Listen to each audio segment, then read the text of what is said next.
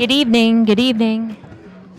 Good evening, folks. I just want to let you know that before the meeting starts that we can't stand in the aisleways. You can go out in the lobby and still hear the meeting. It'll be broadcasting on the thing, and that's the overflow. So if you can't find a seat inside, you're going to have to be out in the lobby. Thank you. There's one seat here.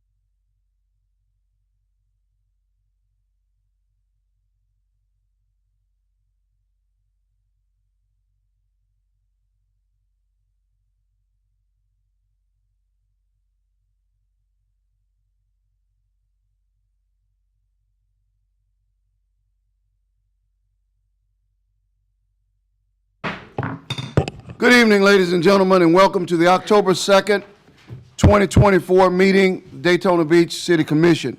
We're delighted and pleased to have each of you with us. At this time, we would ask Ms. LaMagna for a roll call. Commissioner Henry. Present. Commissioner Reed. Here. Commissioner Paris. Here. Commissioner Strickland. Here. Commissioner May. Here. Commissioner Cantu. Here. Mayor Derek L. Henry. Here, we'll now have the invocation led by Commissioner Strickland, followed by the Pledge of Allegiance led by Commissioner Henry. Please rise, remove your hats for the invocation and Pledge of Allegiance. Heavenly Father, we just want to thank you for this day. Thank you for bringing us all together here tonight. Help this commission to make the right decisions for this community as we go forward this evening. And to just create more unity in our community. We're a little short on unity in this community sometimes. Please bring us together as one so that we can move forward into the future. In Jesus' name, amen. Amen. I pledge allegiance to the flag of the United States of America and to the republic for which it stands, one nation, under God, indivisible, with liberty and justice for all.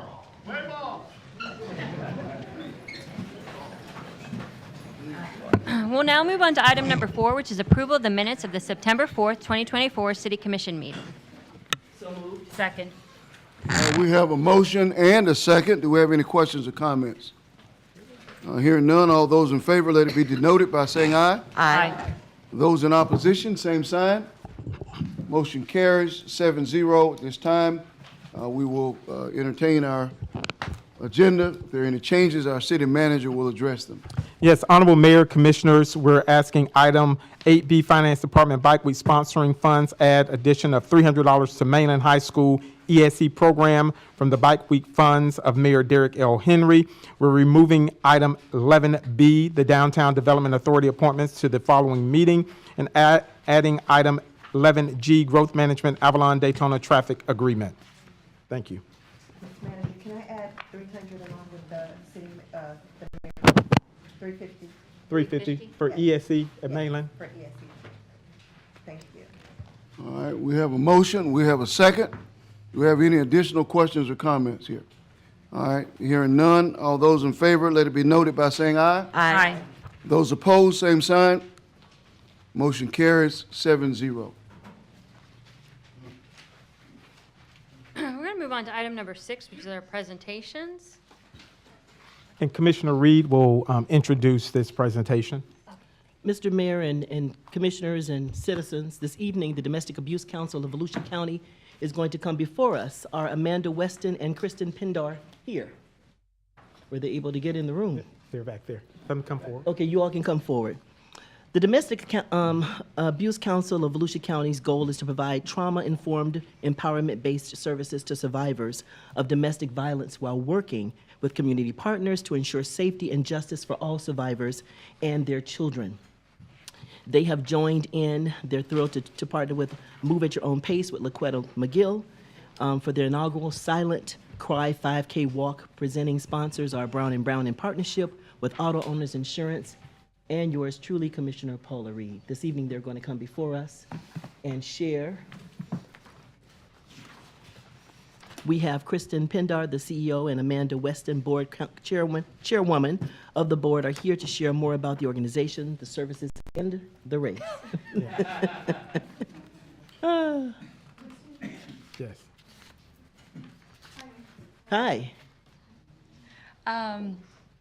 This is my first time presenting here today, so we're just here to talk a little bit about the Domestic Abuse Council and the 5K that we have. Instead of Amanda today, Heidi will be joining us to share some information, and she is going to start off by talking a little bit about some of the individuals that and their experiences. So you can go ahead and share. Thank you. 1 in 4 women and 1 in 16 men experience sexual abuse in their lifetime.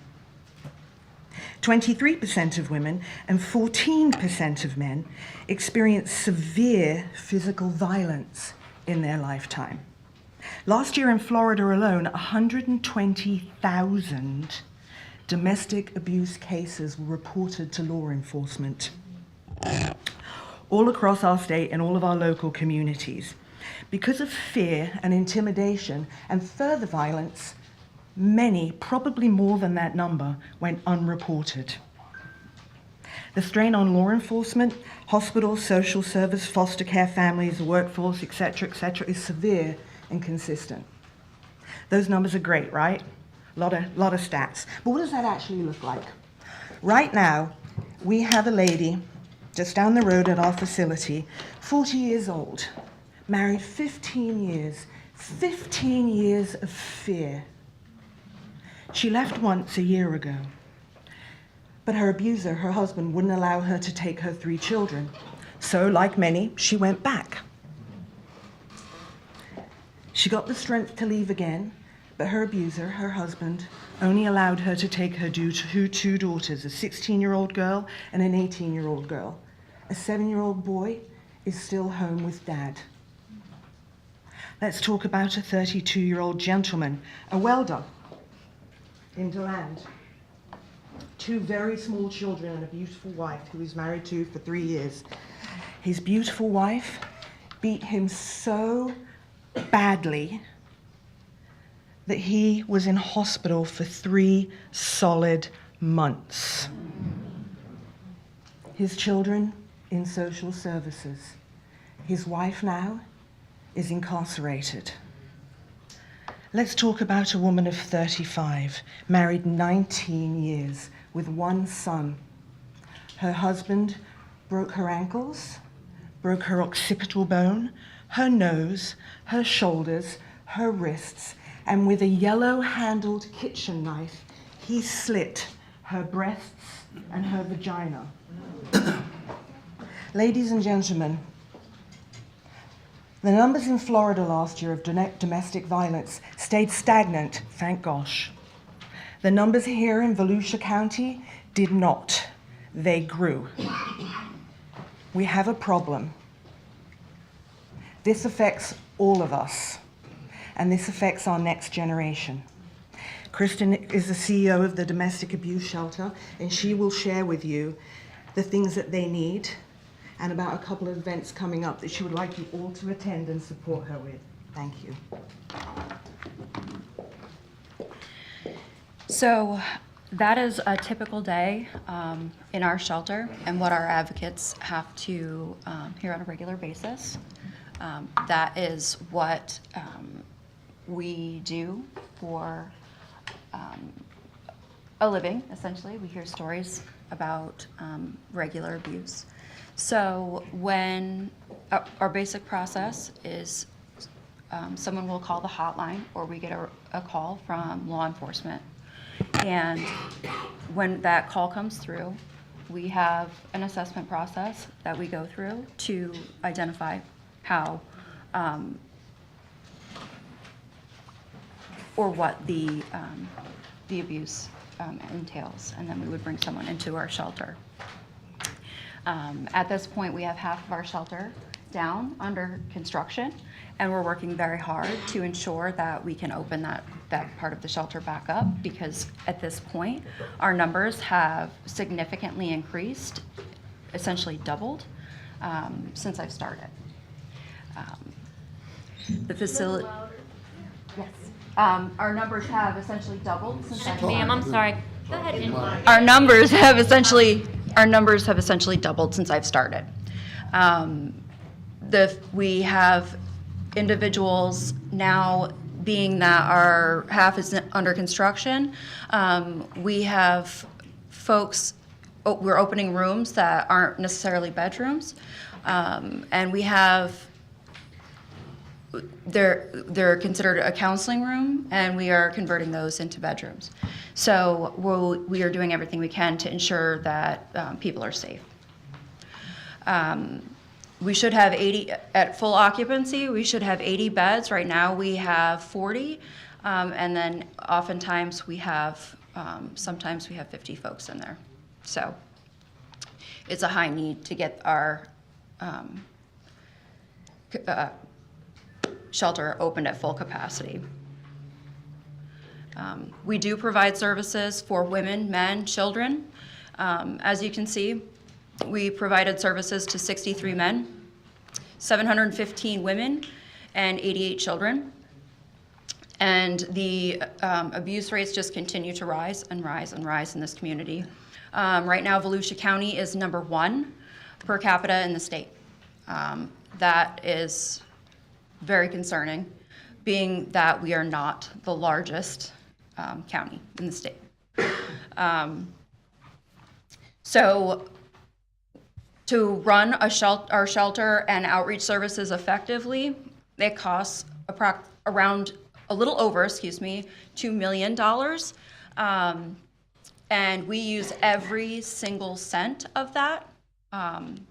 So when we do fundraising and things of that nature, it's essential that we do fundraising so we can bring in additional dollars for the folks and provide additional services for the construction. If we don't have the bones for these women internally, then we can't expand our services essentially down the road and get prevention, so we won't need a shelter someday.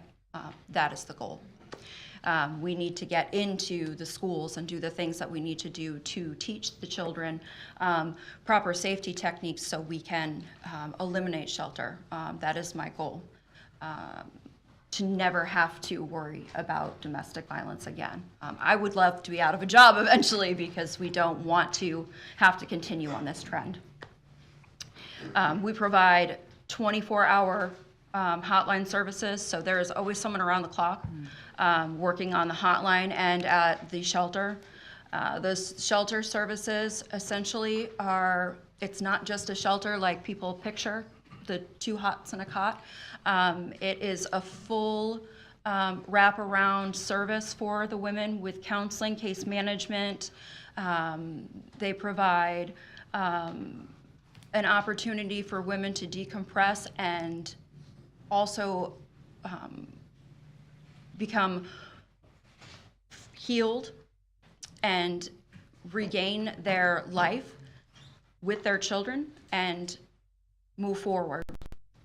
And then we offer our outreach services, which entail a number of other services: job opportunity, counseling, injunction services, prevention, and economic empowerment, and so on and so forth. So this service is obviously a critical need. We work very closely with our police departments, sheriff's departments, law agencies, and things of that nature as well for any services that are required for the women and children and men, if the men have issues as well with domestic violence. We are having a 5K that is coming up very soon. It's on one of the slides that's coming up. October 19th. Yep, thank you. Got a lot going on in my brain. On the 19th at 8 a.m. We would love for everyone to be in attendance. The money goes directly to the agency. And we also have a town hall that's coming up on Monday that we would also love everyone to be in attendance for. So if you can make it. We greatly appreciate everyone's support and are very much looking forward to seeing everyone in the future. Again, this is domestic violence is certainly a community issue, and we have a lot of work to do as a unified front.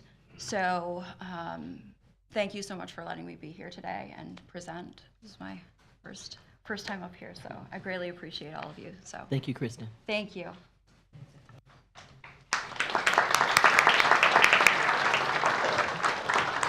Kristen, Commissioner Henry would like to know what your needs are. Tell us your need, the ask. What again? Money? As far as we're working on construction, raising funds for construction. Our construction dollar amount right now that we need to finish the one side is over $200,000. The total cost of our shelter construction is over $500,000. So it's a very old building and had been left essentially without repair for a long time. ACs were down, plumbing was left untouched, and it really needed quite the overhaul. Windows were damaged, so there's a lot of things that really needed to be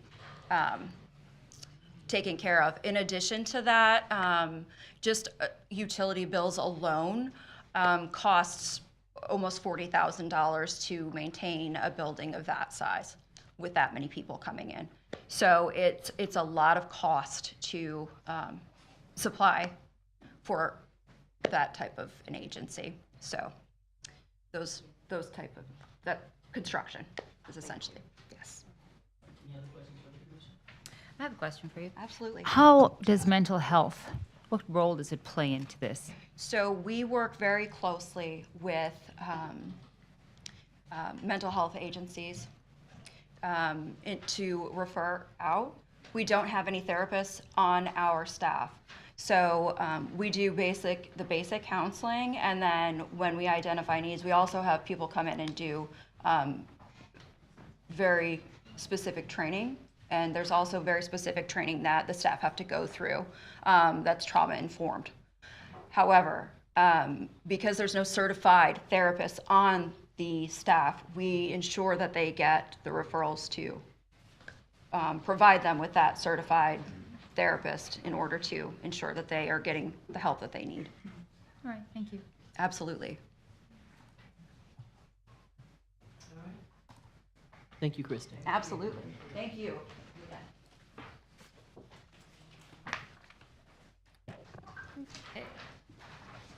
So we're going to move on to item number 7. This is citizen comments. During this time, citizens have the opportunity to address the City Commission on any item on the consent agenda.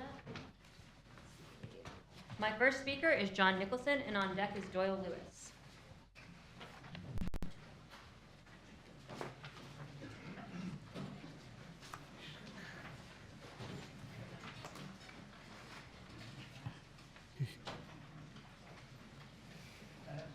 13 North Grandview Avenue. I spoke about this last meeting. There's an item, $27 million for fire station, which goes along with the $30 million for the baseball stadium, which goes along with the $50 million for Midtown, which goes along with the $20 million for Beach Street. I mean, the numbers are adding. We were very tight under Chisholm, almost too tight. But again, I'm just hoping that the facility is, I understand all the accoutrements that are needed, the advances that are done over the years that we would need. Is there anything that is not needed? Because the county council is going through this, nitpicking, going through, is there any way they can save funds? All right? They're going through every board, they're going through every item. We did this 20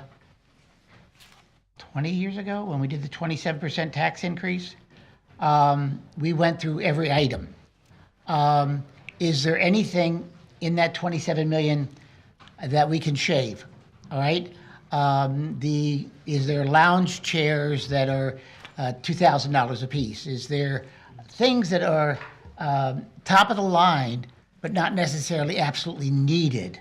I understand that our firemen deserve a fantastic workplace, but we do have to watch our pennies. I understand all the money that's coming in out west. There will be a time when that funding will cease. We will not gain the amount of money that we did. I know you guys were not here when the funding was coming through, and we did LPGA and we did the marina, and we were spending like a drunken sailor, all right? It came to bite us in the butt because we went through nothing for 20 years. Almost no building, almost no additional funding. So I'm just cautioning, just make sure that we need to spend everything that we need to spend on our items. Thank you. Our next speaker is is Doyle Lewis.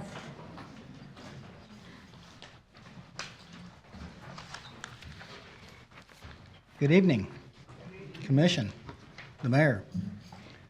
My name is Doyle Lewis. It's amazing when I come here and this happens to me every time. I have to change my entire thing I'm going to speak about.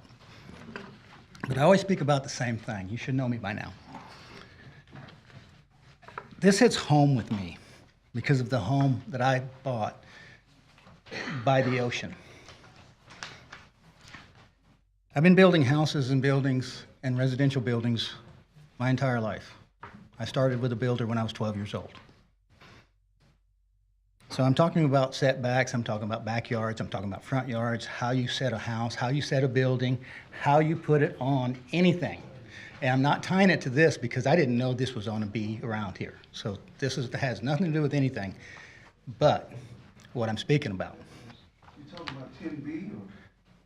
Well, Which item are you talking about? This is not on the consent agenda. I can't see which one is on the consent agenda. well, I'm actually just coming here to speak. I didn't even know that was even on paper yet. No, you got to talk about one of the items on the consent agenda. So I'll say 10B then, because that's exactly what I usually talk about, but it says you can't talk about it. Unfortunately, 10B is not on the consent agenda. Well, that's what I just said. I came here before I even knew it was here. This is what I was going to speak on before I even knew you had it on here. Okay, but you got to come back when that item is up for So discussion. come back at the end with the green form. Yeah, come back at the end. Okay. Okay. Can I finish? No, because you're talking about This is something. for the else. consent This is agenda. not a consent Okay. agenda. item. Okay. Thank you. All right. And I have no other speakers for the consent agenda. All right. Do we have any questions or comments about the consent agenda? No questions, no comments. Do we have a motion? So moved. Motion from Commissioner May, second from Commissioner Reed. No further questions or comments. All those in favor, let it be noted by saying aye. Aye. Those in opposition, same sign. This motion carries 7-0.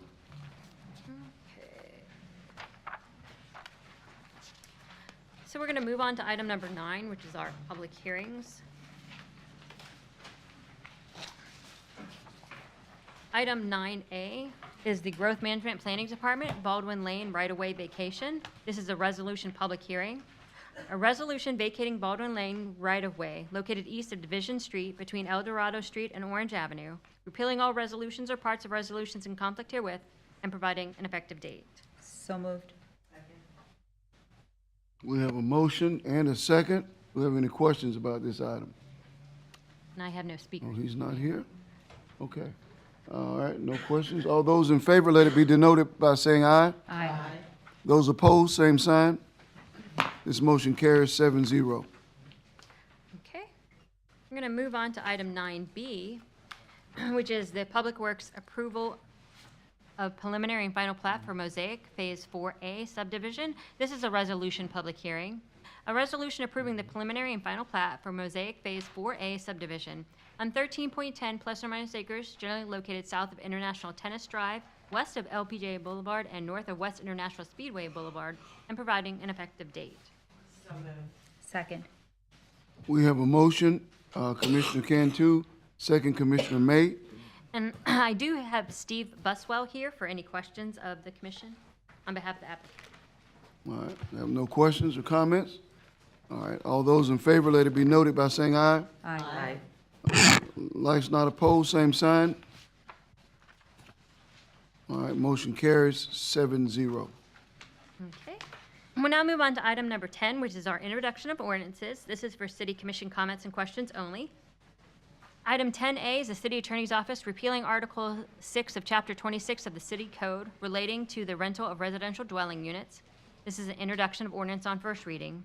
An ordinance amending the city code of ordinances repealing Article 6 of Chapter 26 of the code, consisting of sections 26-291 through 26-304, relating to rental of residential dwelling units, reserving sections 26-291 through 26-304 for future use, repealing all ordinances or parts of ordinances in conflict herewith, and providing an effective date. And are there any questions or comments from the commission on this item? Yes. I would like to have our city attorney explain why we're doing this and what the plan is going forward.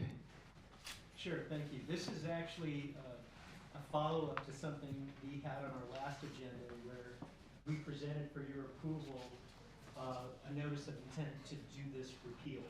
The reason why we did it is because the Florida statutes were amended last year to preempt local government regulations that address anything covered by the Florida Residential Landlord Tenant Part 2 of Chapter 83 of Florida statutes. And our licensing program was not nearly as robust as some other jurisdictions, which... Sorry, thank you. All right, so last meeting, we adopted a notice of intent to repeal this ordinance. This is the first reading of the repeal. I'm going to repeat just a little bit because I wasn't on speaker. So the reason for the repeal is Florida statutes were amended last year to preempt local regulations that address something that would be covered under the Florida Residential Landlord Tenant Act. Some cities' licensing programs included things like rent controls, which would clearly be preempted. Ours was more modest, but even though ours was more modest, we included in our current provisions things like you cannot rent 1 to 4 units unless you have a license, which I believe is now preempted by the Landlord Residential Tenant Act. We require as a condition of a license, which is an annual license, that you allow your property to be inspected, which I also believe is preempted. And what prompted our action was we'd received a demand letter from an attorney representing somebody who's subject to licensing, putting us on notice that we're preempted. There is another Florida statutory provision that says if we ignore that notice and don't take action within 30 days, and that attorney then sues us in court, and we lose on the preemption, we pay their attorney's fees. Now, it's possible that we could defend ourselves against that challenge, but once we received that letter, we checked with code enforcement staff. The key benefit to this licensing program is supposed to be that we do inspections of houses to make sure they comply with the Land Development Code and other codes. The reality is that the the worst landlords don't even bother getting licensed. And secondly, most times that we end up doing inspections of these houses, we're asked to do these inspections by tenants. We don't need a licensing program for that. If a tenant calls and complains that their house isn't in compliance, they can let us in and we can do the inspection. So we can code enforce against those landlords regardless. What we originally hoped to do tonight was have not only a repeal on, but also the replacement. And we do plan on having a replacement program, a more modest registration program, where we'll still obtain some minimal information from landlords, including contact people. We can ask for a list of tenants. We don't believe those would be preempted. We don't believe the other provisions are needed in order to have the kind of information that help us effectively get at these rental properties for code compliance. So based on that, in order to avoid unnecessary litigation, we recommended that last meeting that you approve a notice of intent, and this is now the repeal ordinance on first reading. We think we'll have an ordinance for you on first reading. When this comes back for second reading, an ordinance on first reading that will have the registration program in place. But we're still working out some of the nuances with code staff. Thank you. Yep. Are there any other questions or comments from the commission on this item? No. The public hearing and final action will be October 16th. Okay, we're going to move on to item 10B. It's a Growth Management Planning Department Affordable Housing Setbacks Land Development Code Text Amendment. This is an introduction of an ordinance on first reading. An ordinance amending section 6.22 of the Land Development Code relating to affordable housing to modify the minimum side yard setbacks on lots that are 50 feet wide for single-family and detached residential dwellings that qualify as affordable housing, repealing all ordinances or parts of ordinances in conflict herewith, and providing an effective date. Are there any questions or comments from the commission on this item? The public hearing and final action will be October 16th. Moving on to item 10C, it's a growth management planning, Valencia Square Plan Development Redevelopment. This is an introduction of an ordinance on first reading. An ordinance amending the zoning map of the Land Development Code to rezone 3.73 plus or minus acres of property located at 544 Orange Avenue from redevelopment Midtown Transition Mixed Use RDM5 to Plan Development Redevelopment PDRD, approving the Valencia Square Plan District Agreement to allow for development of a mixed-income multifamily housing complex project with 62 residential units and associated site improvements, authorizing the mayor and the city clerk to execute the agreement, repealing all ordinances or parts of ordinances in conflict herewith, and providing an effective date. And are there any questions or comments from the commission on this item? The public hearing and final action is October 16th. Moving on to item 10D, it's a Redevelopment Neighborhood Services Daytona Beach Essential Housing Opportunity Program Trust Fund. This is an introduction of an ordinance on first reading. An ordinance of the City of Daytona Beach, Florida, creating Chapter 28 of the City Code, entitled Community Services, creating Article 1 of Chapter 28, consisting of Sections 28-1 through 28-25, entitled Essential Housing Opportunity Act, providing for severability and providing for an effective date. And are there any questions or comments from the commission on this item? Okay, the public hearing and final, I'm sorry. Go ahead and read that portion. Okay, the public hearing and final action is October 16th. Okay, I wanted to make certain that I know we have a lot of people in faith shirts who are here in support of this item, but we do not allow public comment on first reading, and that's why you're not allowed to speak tonight. Of course, during our next meeting, you will be afforded an opportunity, but I would be remiss if I wasn't honest and said that we don't need all 150 of you to tell us that you support this item. But I will say this, that you know, we have been a long time coming with this item, and it's one that, you know, we've wanted to see before this commission for a long time. It's finally here, and hopefully, from my perspective, I don't speak for others, but hopefully from my perspective, it's a successful agenda item. From my perspective, I'd also apologize because I don't think that it should have taken this long, but it has. But also, I would also admonish you all to make certain that you go to the others and do what you're doing here tonight, meaning everybody in the community needs to be participating in this effort. You know, I don't think it's lost on anyone that Daytona Beach is the leader in affordable housing initiatives, but it's definitely a county-wide problem. So join us in letting everybody know how important it is to you as well as to us, and hopefully during our next meeting, we'll have a successful outcome.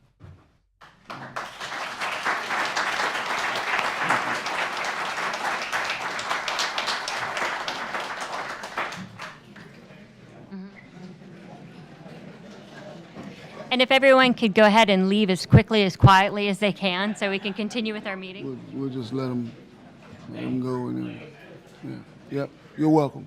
Yep, you're welcome. All right.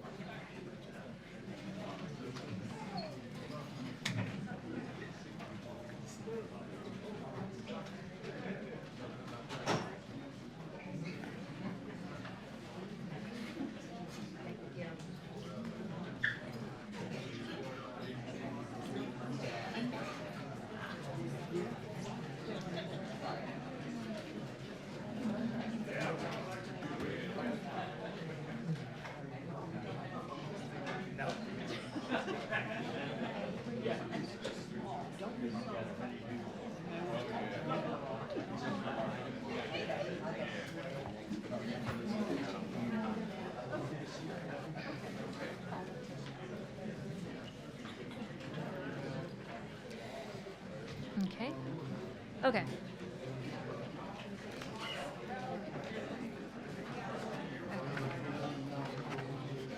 Here's gonna, somebody just put one in. Just, okay.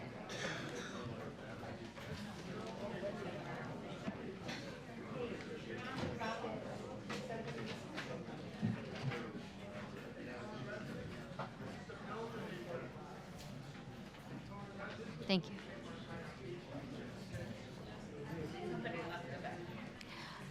Okay, so you can just leave it there.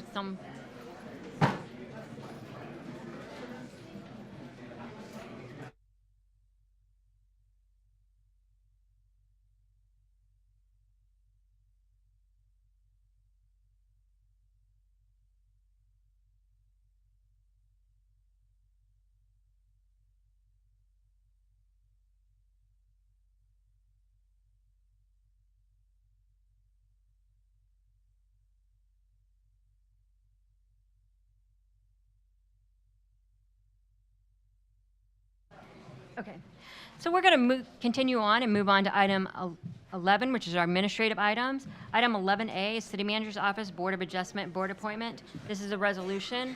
This is a resolution appointing 2 members to the Board of Adjustment for 3-year terms expiring December 31st, 2026, and providing for an effective date. And we have, this is an appointment by zone, and we have a zone appointment for Zone 1 and an appointment for Zone 2, so I'm going to ask the commission to make their choice, and then if I can get a member of the board to make a motion and a second to appoint those. I'm sorry, 3. Oh. We need, if someone can make a motion to reappoint Commissioner May. So moved. Oh, I'm sorry. No. We're doing resolution appointing 2 members to the Board of Adjustment. Yes, I'm sorry. 11B is pulled for tonight. Yeah. So I'll start with Zone 1. Sorry. Yes. Charles Cameron. Okay. Anna. I'm looking for something. Okay.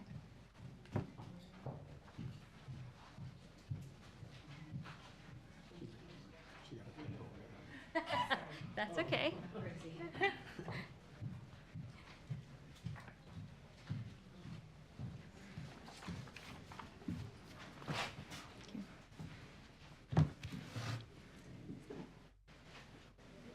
And then for Zone 3?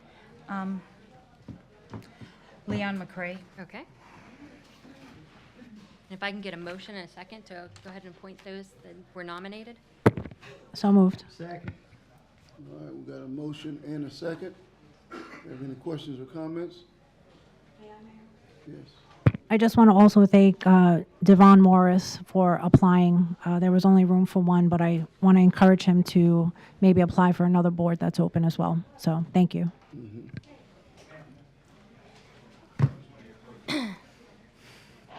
All right, we got a motion and a second. There's no more comments. All those in favor, let it be noted by saying aye. Aye. Those opposed, same sign. Motion carries 7-0. Okay, we're going to move on to item 11C. Item 11B was pulled for the next meeting. Item 11C is the Economic Development 11th Annual Battle of the Babes special event. This is a resolution. A resolution approving a special event known as Battle of the Babes Music Festival from October 12th through the 13th, 2024 at Main Street Station, 316 Main Street, subject to conditions, providing for violations and enforcement, and providing an effective date. Second. All right, we have a motion and a second. We have questions or comments? All of the paperwork is in? I want to see if, is Rose or Jeff coming up? Can you advise if all of, during the agenda reviews, Commissioner Reed has all the paper been turned in for this Battle of the Babes? Because that was one of the items in the packet that they had not all. No, sir, it has not. So what deadline are we providing them if we're going to give them a deadline based on the resolution? Well, the resolution, Mr. Fietcher, it leaves blank that date because I wasn't sure what date staff would recommend and the commission would want to impose. But just for context, special events are usually administratively approved by staff. They're heavily dependent on the site plan for review to look at things like public safety and off-site impacts. In this instance, this could not be approved by staff because there's a land development code provision that says staff can't approve special events within so many days of a major event like Oktoberfest. That's why it's here. If you approve it, you're waiving that requirement, but staff has asked that you retain the requirement that they submit a site plan so that staff can still review and that your approval would be subject to staff's review of that site plan and other documentation.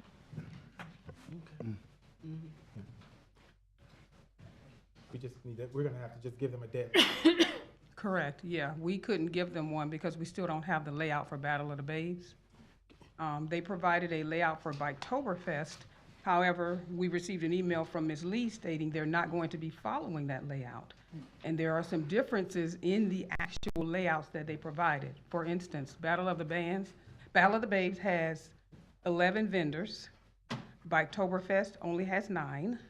In addition to that, they applied under 5.4C4, where they only pay $75, which means each vendor has to get an itinerant vending fee versus if they had gone over the one under for redevelopment, the $1,100 would have covered it. So there are some pretty substantial differences in what's actually needed, and this event starts on the 12th. The item typically has to be routed out for traffic, fire, and things for safety, and at this late date, I mean, I don't know what date we could provide that would give them the availability to be able to review it adequately. I have a question. Yes, ma'am. Last year as well, the event. Mm-hmm. Sorry, they did this actually last year too. So do we have their layout from last year? Yes, Because it is a charity event for cancer.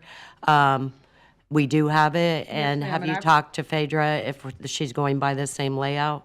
The email I got from her said she was not going to follow it. She wanted to, she said You said she wasn't going to follow the not gonna- Oktoberfest. I'm talking about her event she had last year. Do we? Yeah, I talked to Ms. Junkett today. It's her event, and she agreed to follow this layout.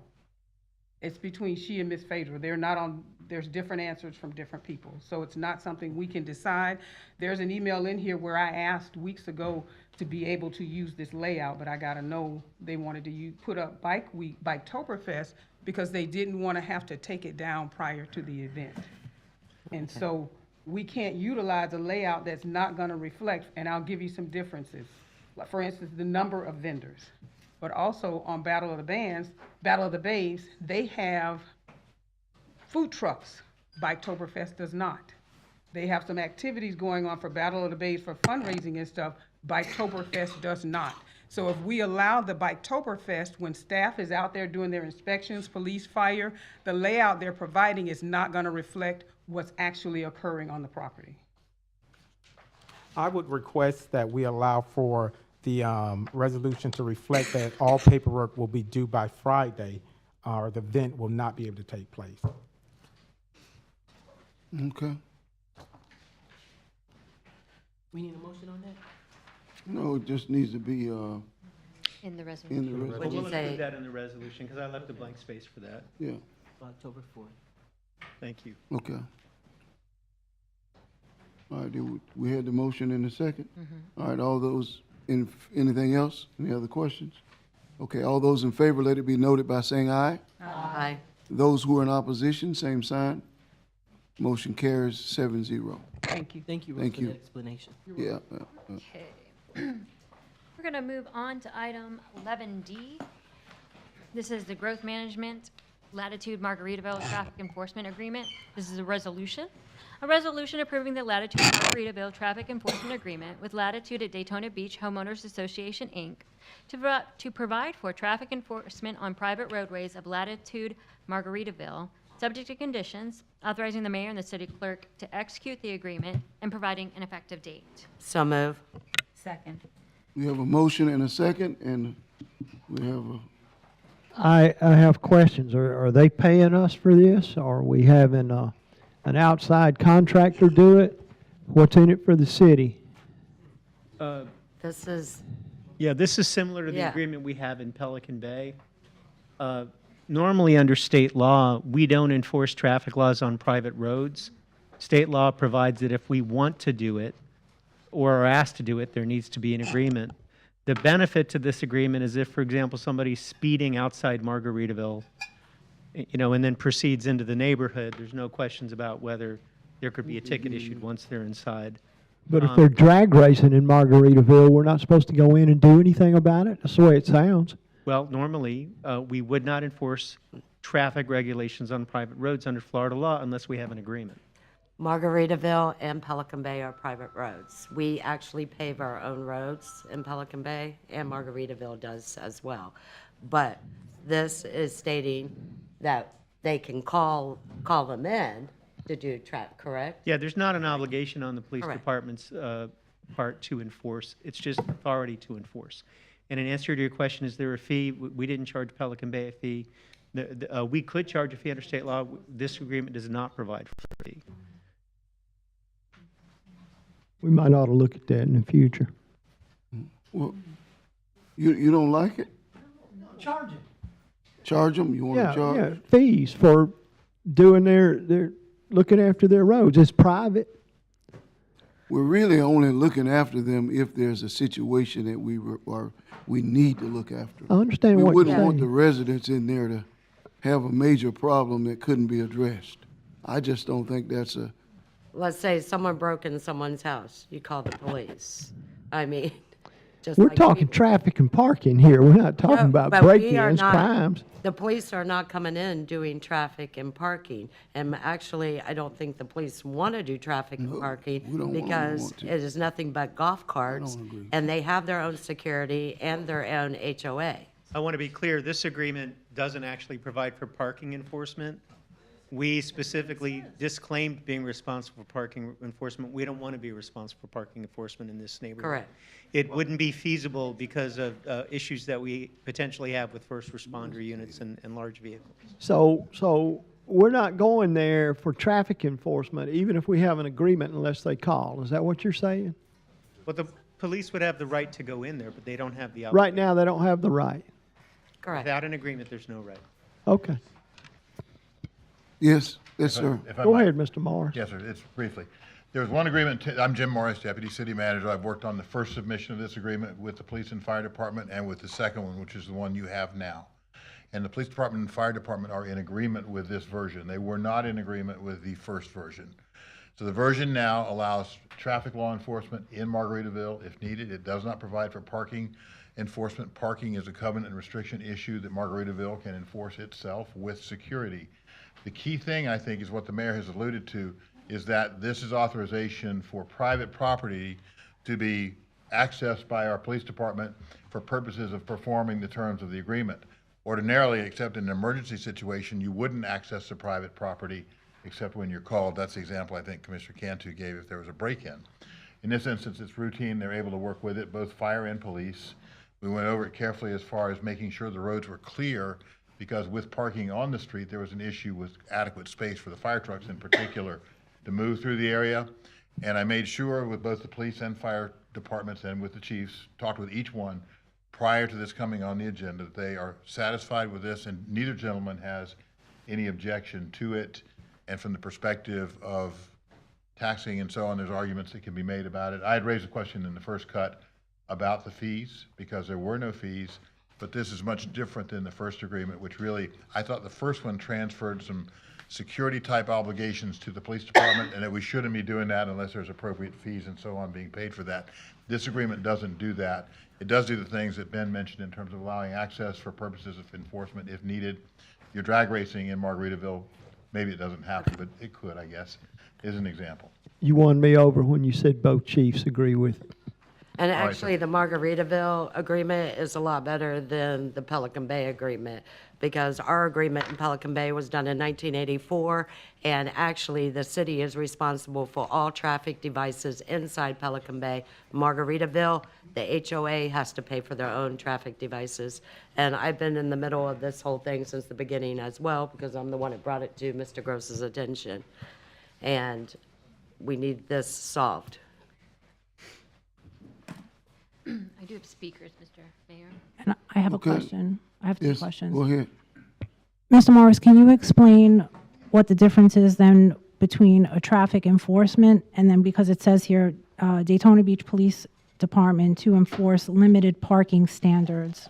Where are you So looking? we're not doing parking, or we are? No, Tell me what page you're looking at. It's on page 506 in the consideration background, because you just said we're not doing parking. We are not doing parking. HOA is handling their parking, and they have their own security. They will be handling their parking.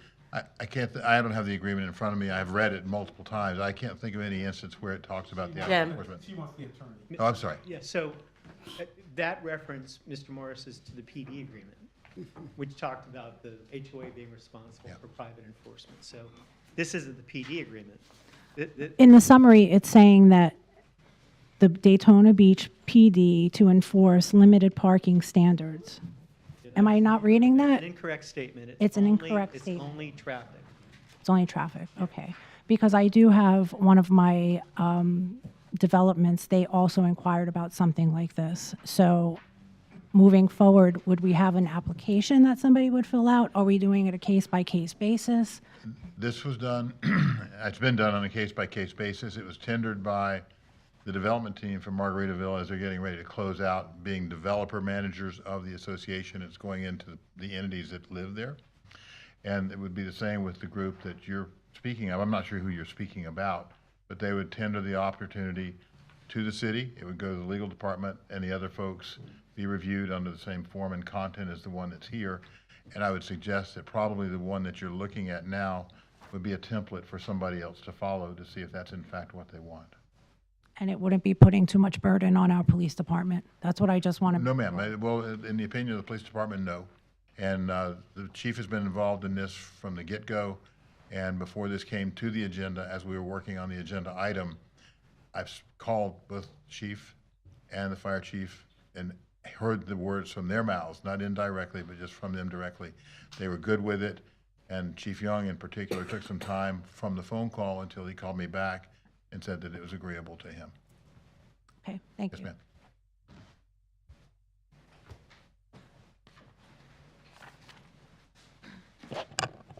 Go ahead. So my first speaker is John Nicholson, and on deck is Sandy Murphy.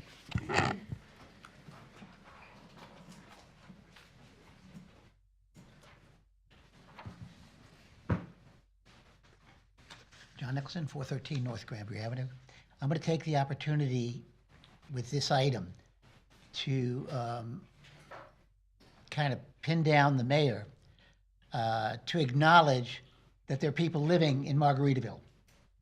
I know he was on the commission when Rob Gilliland said there would be nobody in Margaritaville before 2025. We did a rezoning which required an equal portion of our residents in each of the zones. At this time, I'm stating, I know the last time I mentioned it, that we had at least 78,000 people. The mayor rolled his eyes and said, no way. I believe we are at 85,000. That would add considerably to each of your zones. You need to keep it On topic? on the topic Right. of the agreement. The agreement. Okay, so the agreement says that there are people living out there and they need this. So if they need it, they live there. If they live there, they have a right to vote. We need to redo our zones. Thank you. They don't want. Our next speaker is Sandy Murphy. For the record, people do live in Margaritaville. I agree with that. Yeah. Good evening, Sandy Murphy, 136 Park Avenue. I'm going to stick to the agenda.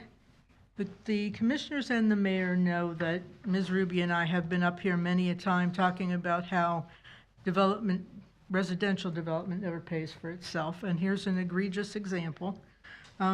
This resolution requires, the way that it was presented to us in the backup, is that the agreement, the PD agreement, asks the City of Daytona Beach to provide DBPD traffic enforcement on the private streets of Margaritaville. That is what the language says was in the agreement. So, and one rationale given for that was that it's going to be a problem if there are parking violations to get fire, police, and trash pickup through that property. Well, it's enabled by the PD agreement, so this is something that we are stuck with now. But I think there are two issues with this. One, how did this get through the TRT process with streets that aren't sized adequately, that everything has to be absolutely clear before a fire engine can get through there? I mean, one would think that you assume everywhere in this city you see people parking on the street, whether they're allowed or not. In a brand new development, why didn't we think far enough ahead to require streets of adequate width? And second, why are we offering to provide a service that benefited the private developer by allowing them to make smaller, less expensive streets? I think this is just a terrible decision that we made, and I don't think we should ever make it again inside a development agreement. We're committed to this one. We have to go forward to it with it, but in the future, I think we need to look really carefully about what it is we're offering these developers, because if they want to keep this private, then let them fund it privately. Thank you. That was my final speaker, Mr. Go ahead, Jim. Yes, sir. Again, Jim Morris, Deputy City Manager. For the record, all the streets in Margaritaville meet the legal requirements for a public roadway. They're 12-foot lanes with curbs, the subfloor construction and so on of the roads. We require private roads to be built to public standards, both lane width, curb, and subconstruction in terms of the bases and so on. They meet the public standards, but if you start taking 24-foot roads, putting cars in there, and then you try to run a fire truck through there, that's when you run into an issue with clearance, and the agreement at its inception does not permit parking on the roadways. It still does not do that. That's a Margaritaville development that they can handle within the ambit of their covenants and restrictions. It's not something the city controls, but as you pass the agreement, parking isn't on the roadways, and the roadways are all built to public standards in respect to width and construction method. In fact, the agreement stipulates that the HOA needs to continue to enforce those covenants that don't allow parking on the roads in order for us to do our enforcement. And that it also indemnifies us if there's accidents because they're not enforcing.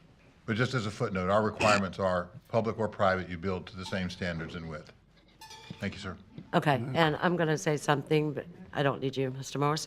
I'm going to say something because I absolutely agree with Sandy, and I have talked about this before, about these roads out in my area. They do need to be widened. We let and our land development code does need to be changed. And I have talked to Mr. Gross, haven't I talked to you before about this, any new development coming forward? She is absolutely correct, because I have a rough time out there with all these homes crammed together and no parking at all, like Mosaic, and you live out there. And this is one of the biggest complaints I have out there. The second is cell tower connection, internet connection. So I will absolutely disagree, and I believe our land development code does need to be changed. Now, on another note, regarding it is a private community, just like Pelican Bay is a private community, and it's been there for a long time, Pelican Bay. We do maintain our own roads and everything, but the HOA controls what goes on our roads, and that's exactly what Margaritaville wants to do. They do pay taxes, so if they do need an ambulance, or they need a fire truck, or they do need a police, they should be allowed into a private community. And that's all that Minto and HOA is asking for in this agreement. But we're not going to have law enforcement going into Margaritaville and controlling all these golf carts where they have their block parties and all their parties every night. And I wouldn't expect the police to go in there and do that. So actually, this agreement is benefiting the city. And that's all I have to say. Thank you. Going forward, like with Avalon, there will be certain sections of that will be approved, I assume, a little along. Do we have any way that we can make sure that their streets are wider than what we have? Is that possible for us to do that? When that comes up, we can do that.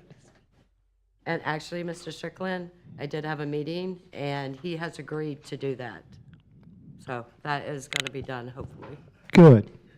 Also, I do want to make it known, I understand the comments from Commissioner Paris. That is things that we have to contemplate, Commission, as we move forward with private developers wanting to utilize police service, because eventually a day will come where that could become a problem for us providing services to communities.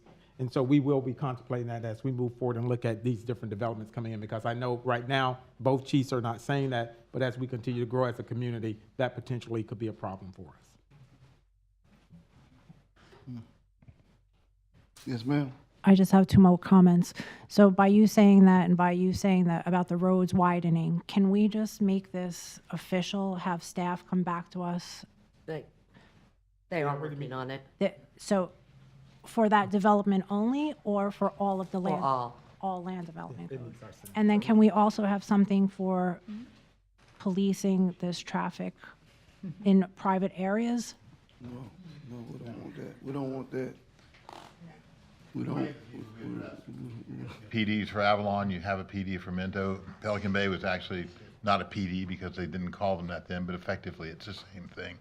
You can dictate street widths and so on within the document. Also, you could call for parking areas if you wish to do that. All those things are things you can dictate by the terms of what you approve or what you think should be included in an agreement. If there's a feature, as an example, if you look at Margaritaville and you say something's missing that we wish was there, you have the opportunity, as you work on other ones, to add those features and work with the developer to do that. And Commissioner Cantu referenced talking to the developer. They can agree to build to whatever standards they wish. We'll have public standards in the code, which we already have. If we built a city road, a typical city road is going to be 24 feet with curb of some sort, whether it's Miami curb or the regular high back curbs. Those are typically what we build for roadways because they're meant to convey traffic, not necessarily for parking. But it is an issue when you got something like this where it's contained and you got only a couple of entry points. It's sort of a looped pattern, and that's true really in Pelican Bay and in Margaritaville. You got a couple of entry points and traffic has to route through there. But the commission has full control over that as it comes through, and you can raise those issues as the developers work their way through on the projects, and you address those questions, and we can answer your requests and help that be tailored in there. It seems to be an issue, so Yes, I don't ma'am. want to go case by case. I just rather have it fixed, so when it comes to you and comes to us, we could just approve it and not go through a case by case basis. But you're saying it's being worked on, or? Yes. Okay. It is. So And- something is going to come before us. And you will to see it in a review case and by case approve. basis too with the PDs. Okay, Each and one will be that. when can we expect that? Well, it's whenever they come. Avalon hasn't proceeded yet beyond its initial I know, phase. but we could change a land development code before we get a project, Mr. right? Gross has been working on that because I've asked him. Okay, so can we get a date? Just, We to don't finalize have it? definitive feedback yet from the police and fire department. And actually, we're talking about changes in the code of ordinances, which is where you see regulation of parking on the street. I've not been working on any revision Lane to widths. the land development code regarding lane widths. That's where lane widths are regulated in the land development code. What I've been working on is fixing a parking situation. The fire chief and I are in agreement that we need to increase the minimum preserved width of a 2-lane road when people are parking on the street. So we do have an ordinance drafted. I just don't know if there's other changes that need to be made. I don't have that direction yet. But is the ordinance going to dictate how wide the road should be when people are coming to us with PDs? This is not an ordinance that I'm working on. I'm working No, on so an he's ordinance not that would- working on it. So can we I'm get working- somebody to work on it? I'm working on an ordinance that would preserve a wider width of lane for emergency vehicles when people are parked on the street. Because our land development code was put in 1960. Hasn't been looked at since 1960s. So who is actually working on that for the parking? Because when I last talked to you, I thought you were working on that. Parking is a code of ordinances issue. Okay. The way that it's going to be addressed in the ordinance is to require I think currently it's 8 foot of lane width Correct. in each of the 2 lanes. 8 foot, I don't think is enough. I don't know if Chief Driscoll's here, but he's looked at there's some fire technical standard that states that we should be requiring wider, and that's what we're going Okay, to. so all we know is someone is working on it. Well, we have a draft of that, I just don't know what the feet is, but that doesn't dictate the width of the road, it dictates the width of the road that needs to be empty of parked cars, which could be enforced by ticketing. The roads could be smaller, but nobody could be parked on them? Is that what you're saying? The code of ordinances doesn't dictate road widths. The code of ordinances, when it allows parking, doesn't allow parking to encroach on a clear zone that needs to be maintained in the middle of the road for fire Well, vehicles. I understand what you're saying, but Commissioner Cantu just brought up that the roads are too small. So are we in agreement that we want wider roads? Or do we just want people not to park on the roads? Explain, I can't. The subdivision ordinance controls lane width, and it dictates the standards. And the land development code was redone roughly 5 years ago, 6 years ago. We had a complete revision of the land development code. The standard, anywhere you look in Florida, you're probably going to see residential streets are 24 feet wide. And they're not going to be greater than that ordinarily because that's the distance that you look in terms of your lanes of travel. And when you make roads bigger, you also make stormwater bigger. When you make roads bigger, you make clearing more. There is a whole chain of issues that goes with one thing that looks like a simple little thing to fix. And that's why I didn't reference so much making the roads wider as I did looking at common parking areas in various places if you think you're going to have that kind of a problem where you need to address that. But if you go throughout the town, I think you're going to find your streets are typically 24 feet. They may be narrower in some cases when the roads are older, and that's a fairly common standard throughout Florida. It's the same in the county and most of the cities that I'm aware of. But can you dictate it to be wider? You certainly could dictate it to be wider, but you have to be careful in respect to it's not just one thing. You change one thing, everything else changes too.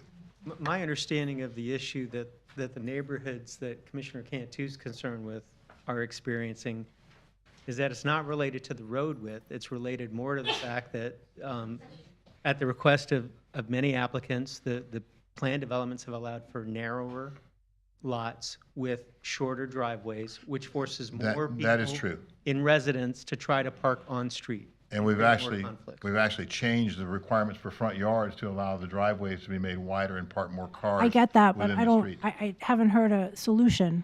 This is why I'm asking. But I guess the solution is just mentioned- people not parking. Just gave you. There's a number of things that can be done, but it is not as simple as it may sound. It isn't simple. It isn't simple. It would be like asking one person to move and no one else to move. Then there's a chain of all things that are tied together. But certainly, things can be brought to the commission for you to look at collectively. Okay, Thank you, sir. thank you. And for the record, Pelican Bay was a PD. I said that it was, that they called it something different said than. it wasn't. No, I said I it was. have every record. It was developed so long ago, it was probably the first one in Daytona, if I can remember correctly. I remember when it was developed. And it's like a PD, if it's not called that, it is, It's called a PUD. yep, exactly. Same thing as a PD, PUD, you name it. Same animal. Just different stripe a little bit. All right, we have a motion and a second. We do. All those in favor, let it be noted by saying aye. Aye. Those who are opposed, same sign. This motion carries 7-0. Okay, we're going to move on to item 11E. It's a Growth Management Planning Department Security Contract Approval Resolution. A resolution approving a general services contract with the to-be-determined vendor for provision of as-needed security guard services at city event venues for a 3-year term with options to renew for 2 additional terms of 1 year pursuant to request for proposal RFP number 2450, authorizing the mayor and the city clerk to execute the services contract, authorizing expenditures up to $268,415 for contract services for fiscal year 24-25, authorizing the city manager to make expenditures for the contract services in future years, subject to budgeting and appropriation, authorizing the city manager to exercise the city's renewal options and providing an effective date. So moved. Second. We have a motion and a second. City manager would like to make a comment. There is no specific, I'm going to probably bring up Mr. Morris. There is no particular direct name that we've provided. There are 2 companies, BTB Security Services LLC or Andy Frame Services Inc.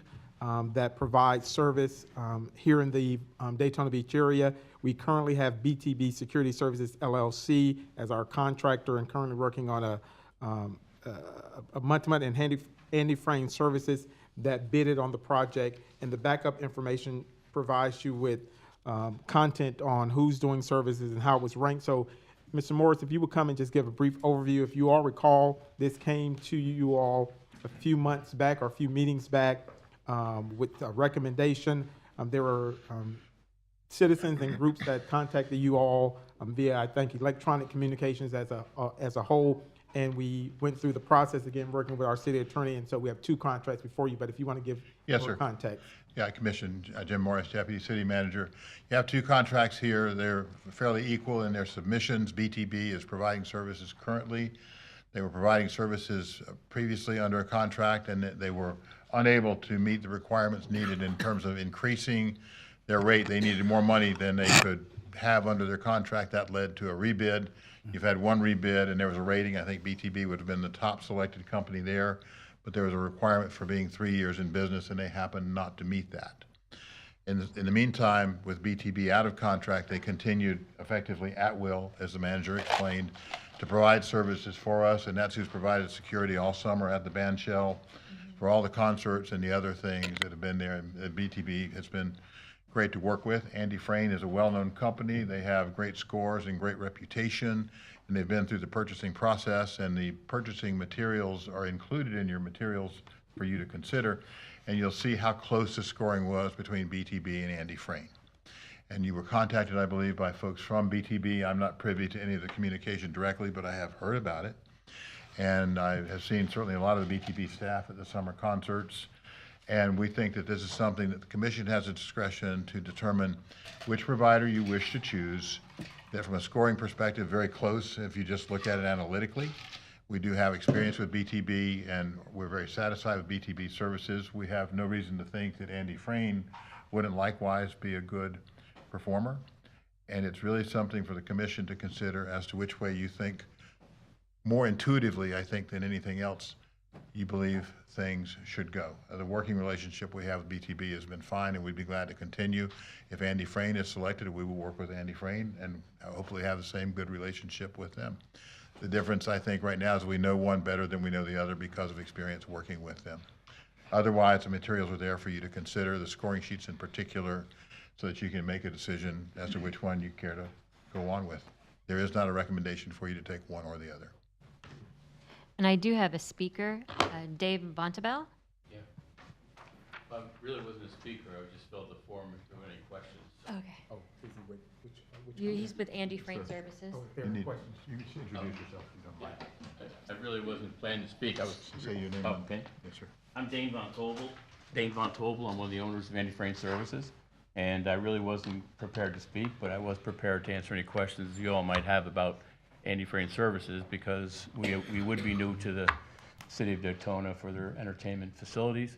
But at the end of the day, we're very well we know the region very well. We have other security operations here in the city, as well as we have a significant branch office in Orlando doing sports entertainment activities there.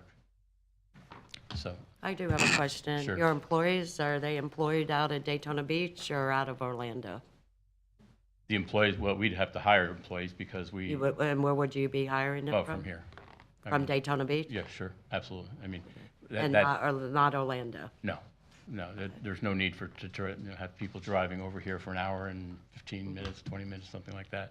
They would all be City of Daytona people, and they would essentially be an extension. We do the security at One Daytona Place, across from the Speedway, the mall there, and that manager would take on this role for the administration and the hiring and the recruiting and all of those activities. Okay. And so I made the motion. Do I need to withdraw the motion and make a motion who I'm selecting, or I do? Or we can have them amend it once. Well, they haven't made any motion, they didn't make a motion on anything. No, Because they there was just- no recommendation, so that. Yeah, the motion needs to be amended to select somebody. Yeah. Okay, so I do need to amend my, okay. Before you do that, I just want to, Mr. Morris has BTB, yes. Have they met everything now? They can meet our requirements? Jim Morris again, yes, ma'am, they do. Does BTB provide services across the street? Across the street. where, Down ma'am? at the Riverfront Esplanade? No, sir, I don't think so. No? Just a band shell Just a- Van Shell and Peabody. and Peabody, and then you. And then the summer concerts in Midtown too. Okay. That's the group that does the services at the Esplanade is not BTB. No, I didn't think they were. Yeah. Just confirming. Just asking. Their BTB is minority and a veteran employed? They are? Yes, they are. Employer? Yes. And I would like to amend my motion and approve, where am I? Sorry. 11E. I would like to approve awarding the security service contract to provide unarmed uniformed security guard, and I would like to select BTB's security service. Second. Well, Commissioner May would have to amend her second. Oh. I'll amend my second. Okay. Okay. We have a motion and a second. Do we have any other questions or comments from the commission? All right, all those in favor, let it be denoted by saying aye. Aye. Those in opposition, same sign. This motion carries 7-0. Okay, we're going to move on to item 11F. It's the Utilities Department, North Williamson Boulevard, Water Main Relocation Joint Agreement Project. Funding award to Volusia County. This is a resolution authorizing the expenditure in an amount not to exceed $1,029,526.60 for the cost of the city's utility portion of the work associated with a joint project agreement between the city and the county of Volusia for the North Williamson Boulevard widening project, authorizing the city manager to execute any documents needed to give effect to this resolution and providing an effective date. Second. I have a motion from Commissioner Henry and a second from Commissioner May. And I have no speakers on this item, Mr. Mayor. Do we have any questions or comments from the commission? All those in favor, let it be noted by saying aye. Aye. Those opposed, same sign. Motion carries 7-0. Okay, we're going to move on to item 11G that was added to the agenda. Item 11G is a Growth Management Avalon Daytona Traffic Agreement. This is a resolution.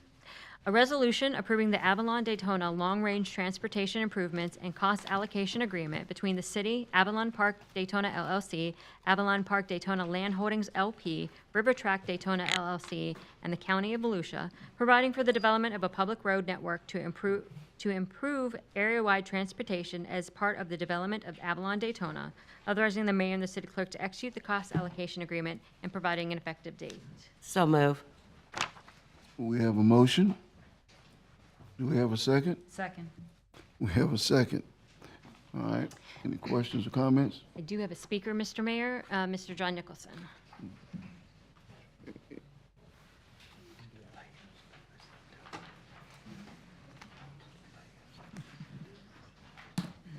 John Nicholson, 413 North Granbury Avenue. This item came up yesterday at the county And there were some issues, especially from Ormond, because of the traffic on Granada. There was some people a woman spoke that she did not want Hand Avenue extended. Hand Avenue absolutely needs to be extended. And there are issues that are going to pop up that's coming down the pike with development. You just heard about widening the roads, et cetera. Realize, of course, they're building less than what they're entitled to. They're also giving a huge portion of this tract to the city, or actually to an easement for perpetuity to keep it natural. All right? To us, Jack White said we need to do hubs, nubs, in which traffic is self-contained, like Margaritaville, where those people will not have to go all the way across the city and need to widen and repair, et cetera, all of our roads. So it's a great development. They've looked at this traffic. I don't know if he's going to speak and let you know all the stuff that he told the county. There's some things in there that I think you should know about, especially about the wetlands. And I think there's like $90 million in roads that he's going to do, which is a tremendous load off the city's budget. Thank you. I would like to say a few things, if that's our last speaker. Is that our last speaker?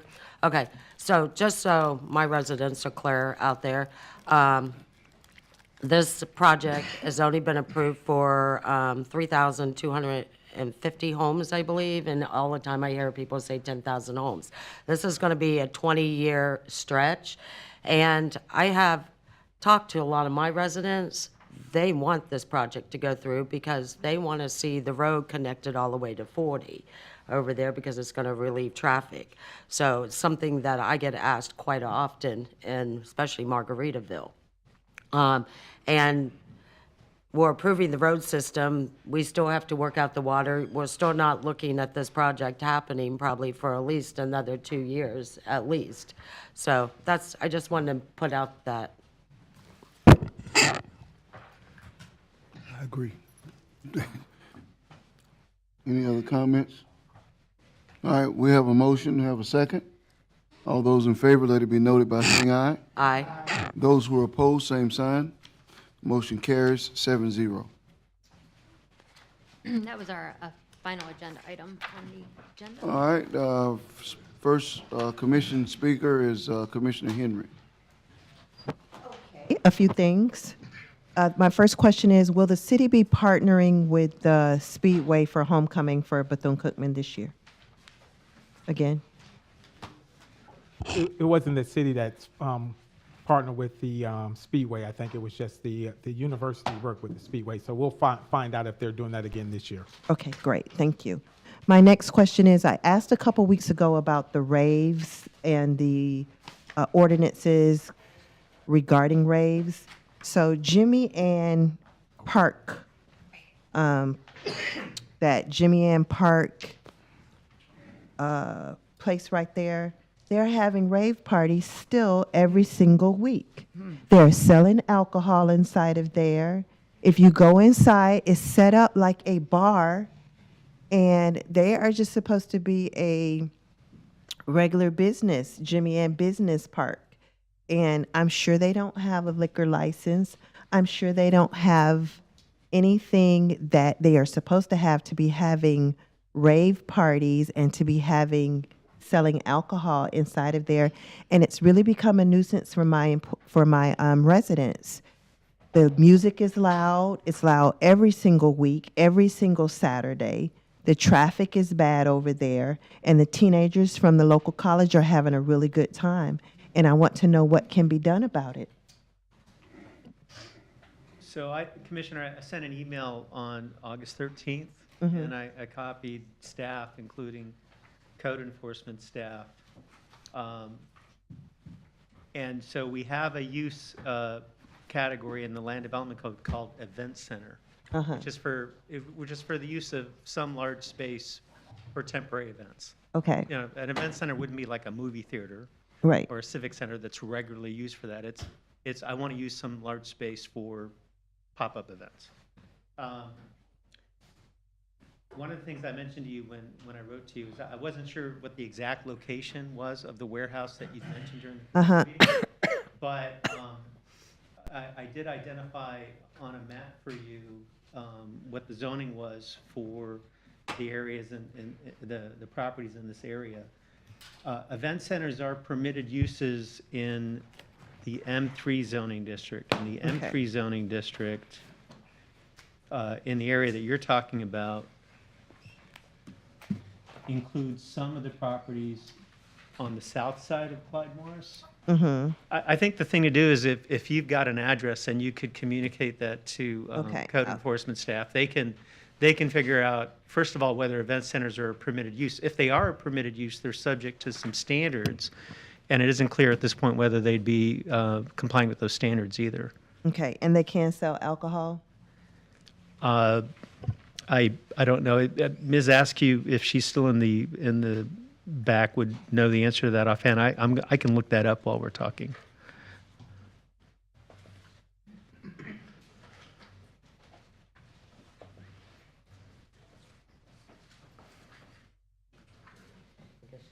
Okay.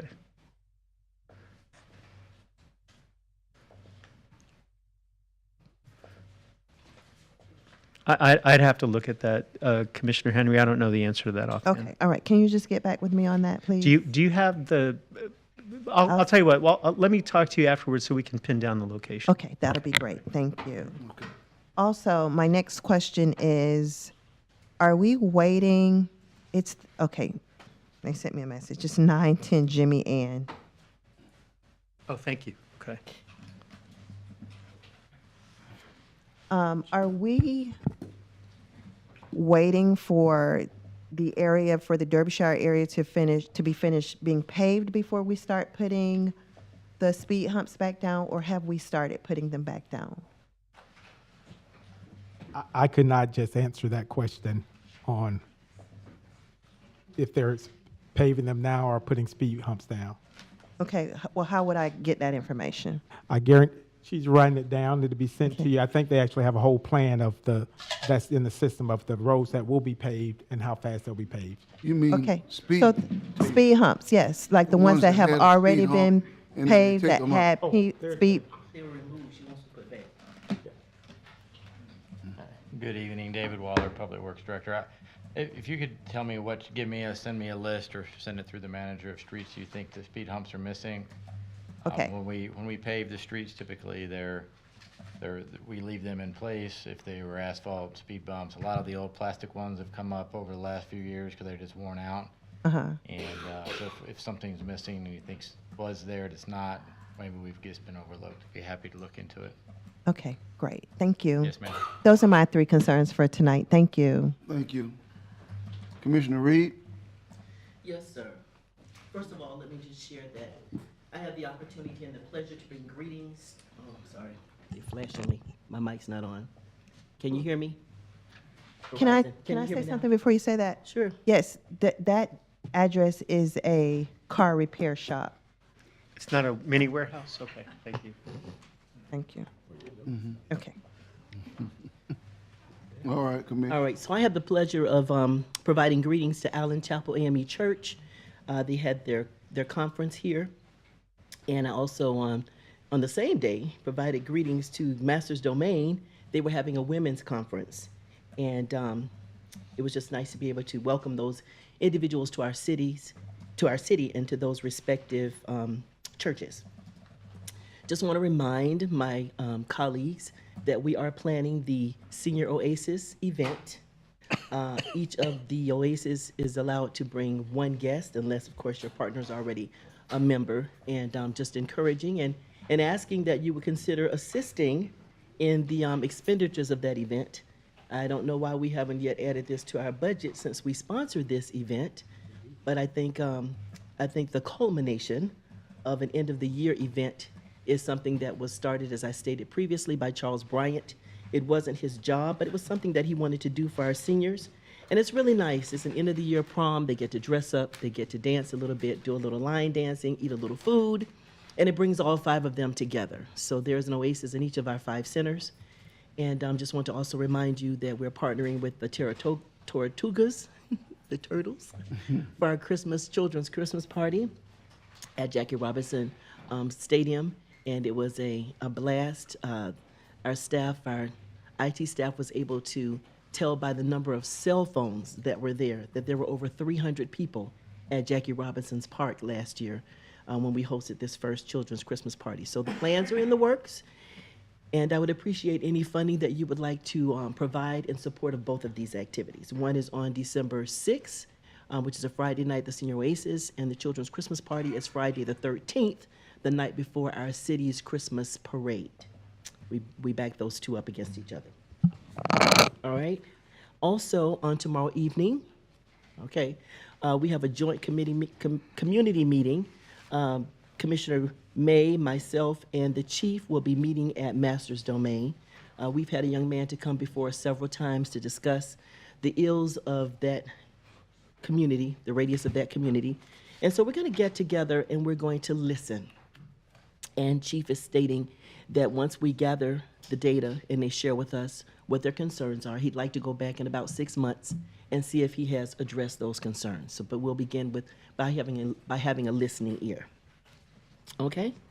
So then I have something that I want to share with you all this evening. Having been a human resources professional for quite some time, and as a senior commissioner on this dais for 12 years, and dealing with public service, I personally want to just share that some recent actions, comments, and behaviors of this dais I found deplorable and inexcusable.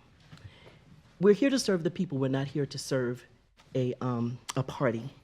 And we have had conversations or information has been shared that has been both private, insulting, and just unjustifiable.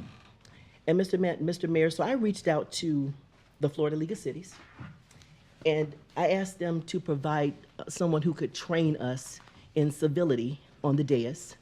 And so they sent me, I created a letter for each of you to read from me that I've addressed to the mayor as well as you all about the humiliation and just the dialogue, the anger, and the what's spewed out at times, and how we've sat here and we've really done nothing. And in the 12 years I've sat here, I've never heard some of the comments that have been shared up here. And if we as the leaders of this city are going to not respect each other, how can we expect staff to respect us? And I think that we need to understand how we need to talk to one another and how we talk to staff. Yes, the manager reports to us, but in any job that I've been in, I've never publicly humiliated someone, talked about their salary out loud. Anybody can calculate their salary, it's public knowledge. But this affects not only these people, but their families. It affects our city. How we control and how we act is a reflection of our city. And I've given you the handout that they gave me for us to peruse, but they've also made a suggestion on someone that could come in and just address the elected officials as well as staff on diplomacy, civility. We've lost respect at times. And I've got to say something. And so I'm saying it tonight. So I would like for us to have a workshop on how we should speak to each other and how we should speak to staff. Okay, I know who you're directing that to, and sometimes I do not like what you say, Commissioner Reed. And Mr. Feature works for us, and if I want to tell the community how much he makes a year or a month, I'm going to do it. You've already and done no it? one, and I will keep doing it.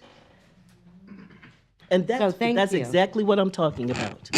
And It's maybe disrespectful. that's It's not being rude. disrespectful. Over talk. It's my turn to talk. No, You'll I have a wasn't. chance. I wasn't finished. Ladies, But I'm talking. ladies. You'll get your chance. Ladies. It goes Okay. commissioner by commissioner. Okay, but you were Ladies, referencing me. Commissioner Cantu. Maybe I do not. No, maybe, Commissioner, just hold on. You both will be able to say what you want to say because I firmly believe that we all ought to be able to do that. But I'm going to do it in tone so that we don't speak over one another. And I purposely didn't say a name. Okay. I purposely didn't. Okay. I purposely didn't. Okay. But if you've been here before, you know exactly what I'm referring to. Okay, but And I'm just asking. wait. Yes. Okay. This is how we're gonna do this. You're going to finish your remarks. When your remarks are done and the floor is open, I will then acknowledge the next speaker. And that's how it's gonna be done. We're not gonna talk over each other. Okay. Now you may continue. Thank you. That's what I expected, Mr. Mayor. Okay. And all I'm saying is that there's a level of respect that we should have for one another. I purposely didn't say a name because I knew that we knew who. I didn't have to say a name. Okay? But I have never heard some of the venom that has been spewed out on this dais in the 12 years I've sat here. And I think that we all can agree to disagree at times. We don't have to always agree, but it's how it's said and how people are treated is what concerns me. I think it's uncivil, it's insulting, it's unacceptable. And I think we as a commission ought to be mindful of who we are, who we represent, and we should, I'm not saying we don't speak, it's how we speak to one another. And in saying that, I just wanted to address it. I do want us to have some type of professional decorum, no grandstanding, and just calling folks out and being disrespectful, even when staff comes before us, contradicting what's being said. They're professionals. There's a way to do that. It doesn't have to be done up here. And always saying that it's for the people, that may be so, but it's also how it's said. And that's my greatest concern. And I wish that we would have a workshop on diplomacy and decorum on how we speak to one another and how we speak to staff. Because some of us have already been reelected for another 4 years. And I don't want to hear that for another 4 years. I'd rather respect what's being said to whom and from whom at all times. Yes, ma'am.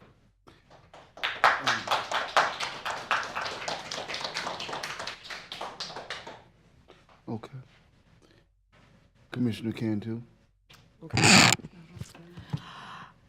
I'm going to say there's some things I don't like that Commissioner Reed does, but that's her prerogative, and it's her time to do whatever she wants for her residents.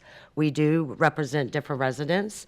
I represent my residents well, and I don't think I have any residents out there that would tell me different.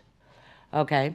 Another thing, Mr. Feature does not respect me, and if someone doesn't respect me, I'm not going to respect him back. I have tried to call him several times, and when he doesn't like something, he doesn't return my call. When I email him and he doesn't like what I've asked or sent, he doesn't return my email. Now, if I had the votes up here, I, for one, and I would say it to anyone, I would fire him. So that's my opinion, and actually some of my residents. So there is some up here he might favor a little bit more, but he doesn't like a commissioner that challenge him because he thinks that I work for him. No, it's the other way around. So I'm going to do what I want to do. And if I want to say how much he makes, because I don't believe he's worth that much. So, thank you. Okay. All right, do we have any other comments from the commission? There are no other comments? I don't think now is the time for me to address this matter, because some situations we have to remember in life, you come to a point where there's more or less an impasse, and you're not going to necessarily make the progress that you want to make. So I think we should move on. May I share one more thing, Mr. Mayor? Yes, you may. This was at my home when I got home today. It says, "Dear Mayor and City Commissioners, I have lived and been employed with the City of Daytona Beach for several years, and I have watched the city through its ups and downs. I, as most of my colleagues, care deeply about this city and the people who work here. However, I have never observed the type of treatment and disrespect that our current city manager has undergone over the past several months. The constant attacks of his character have been without merit or justification. The treatment of our city manager is not normal nor justified. Therefore, on behalf of many city staff who tirelessly work every day to make this city better, are fed up with the constant attacks and therefore demand that it stop immediately. In addition, the civility of the meetings have plummeted because of the outlandish, appalling behavior and lack of decorum displayed by a sitting commissioner. However, we require the general public to maintain civility, but the behavior of one individual does not display the example of how we should act or treat our city manager.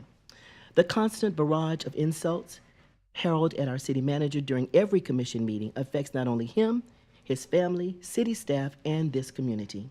We are requesting an end to this unfair treatment, attacks, and humiliation. Signed, concerned city employees. Okay, can I say something? If there was a problem, Wait a minute. Okay. Let me call on you because I don't want to get out of control. Commissioner can too. Okay, You have the if floor. there is a problem, please have staff come forward because no one has come forward to me.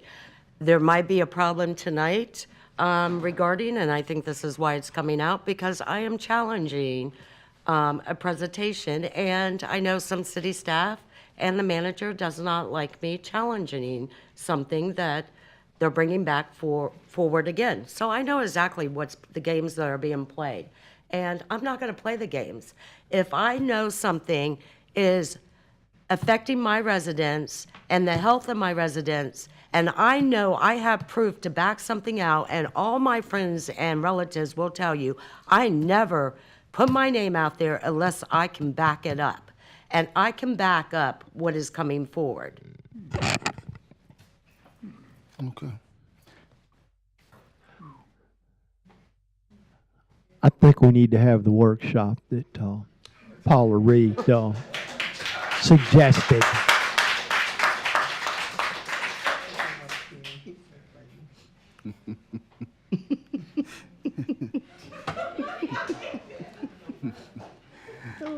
I have a question with regards Yes, to the ma'am. workshop. Is it a public workshop or a private one only for the elected officials? Would it be a Well, public it's- one or a Our private meetings are one? public, and it would be, a workshop is public. But basically, last night, my wife had, and this sounds like a diatribe, but it's not, had on her job a charm class because she manages the students at Bethune. So she basically had a charm class. So she, I kept saying, well, you need to take our child to the charm class. I know too. But I say that to say that basically it's just a charm class to teach us how to talk to us about how to act and how to talk. And I understand the feeling that we need it, but you can only, things only work when you want them and when you receive them. Commissioner has stated that she has a position that she's going to articulate and that she's going to state. And I will do a little bit better in making certain that we speak when it's our turn and that we don't talk over one another. But it is my firm and fundamental belief that we are all elected. And the manager, while it may be tough, he does make a lot of money. And that doesn't mean that because you make a lot of money that you ought to be spoken to in a certain way, but it certainly does mean that we are handling the business of the residents. And the only way to handle that business for us and to receive the level and measure of accountability that we want is to interface and interact with the manager and ask him questions to be able to engage with him. And I just like you, am elected, and I'm not going to try and control any of you.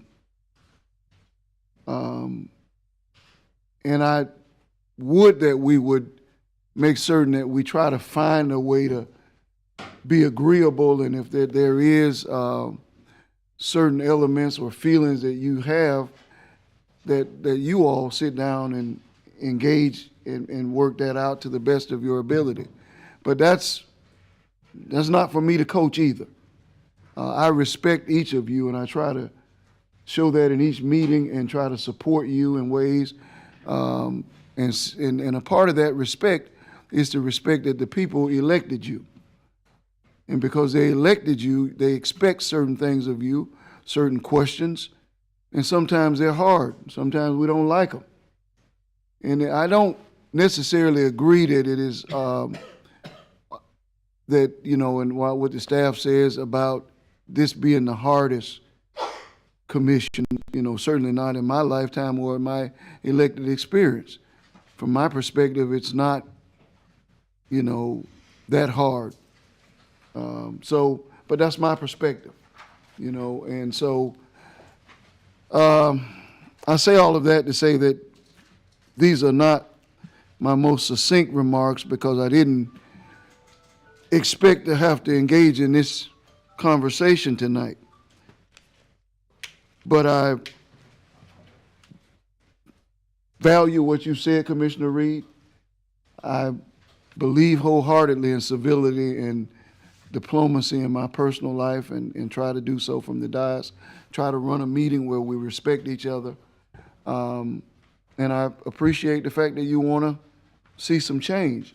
But I also appreciate Commissioner Cantu's right to stand up for what she believes in and to fight for the principles that she believes in and the causes that she feels led to fight for. And I will try to do what I feel this can do to help us to be better, but that will only go so far. And so there's no other comments. I'd like to make one more. Yes, ma'am. I like Commissioner Cantu. I know. I can work with Commissioner Cantu. It's not about how she stands up for what she believes in that concerns me. It's how she speaks to each of us or to him or to staff. It's the civility, it's the disrespect that concerns me. I know that she believes in her constituents and she stands up for them. She goes out of the way, she does research. I don't have an issue with that. I think that's great. Most of the time she does know what she's talking about. It's how it's done that concerns me. And I don't think you could say that any better, but it's up to Commissioner Cantu to receive that. Exactly. And I just have to say that. You either have to receive it and it's okay to receive because you are appreciated, and I agree. She's my commissioner, and I like the way she represents my zone. But I understand the sentiment, and, you know, receive or not receive, we're going to still be a commission, and the city's going to go forward. Do we have any other comments? Okay, yes. I want to tell Commissioner Cantu I do appreciate all of the research he does because I'm very data driven when I make my decisions, and I can understand her frustration when it's not presented to us in backup. So I could see where she's coming from. And this is America, freedom of speech. I don't know if she's really doing anything wrong, and she does get a lot done. So, can I go now? It's your turn now. You're going. I wanted to make one more We're still on this comment. issue. Then we'll come back, Commissioner Strick. Yeah, I don't have a problem with anything that she says. I have to go with how she says it. She's very disrespectful sometimes with not using Mr. Manager, Mr. Fiacher. When she goes, Fiacher, that burns me. And I try to be respectful in this room. And I try to be respectful in the presence of other people outside of this room. But when Fiacher and myself are in private, it's a whole different deal. But in here, I have to treat him as Mr. Manager, and you as Commissioner Cantu and Commissioner Reed. Outside of here is a whole different game. But the content of what you say, I'm good with the content most times. But the delivery and the way you address people sometimes is just a little bit much. Okay. All right. Anything else? Yes. Yes, ma'am. And I'm not being disrespectful. I have told, actually, I think I told you before, when I call you by your last name, I was raised with military and military family and with police. It is natural for you to call theater, Cantu. And so it's something that I try very hard. I catch myself saying theater instead of saying Mr. Theater. But when you're raised in a military family, they don't say Mr. Theater, Mrs. Theater. They say theater, Cantu, whatever the last name is. So that's how I've been raised. So it's not being disrespectful. And if you asked a veteran, they can tell you, they call you by your last name. Okay. Understood. Okay. Commissioner, and I did notice when you made some changes and started calling him Mr. Theater.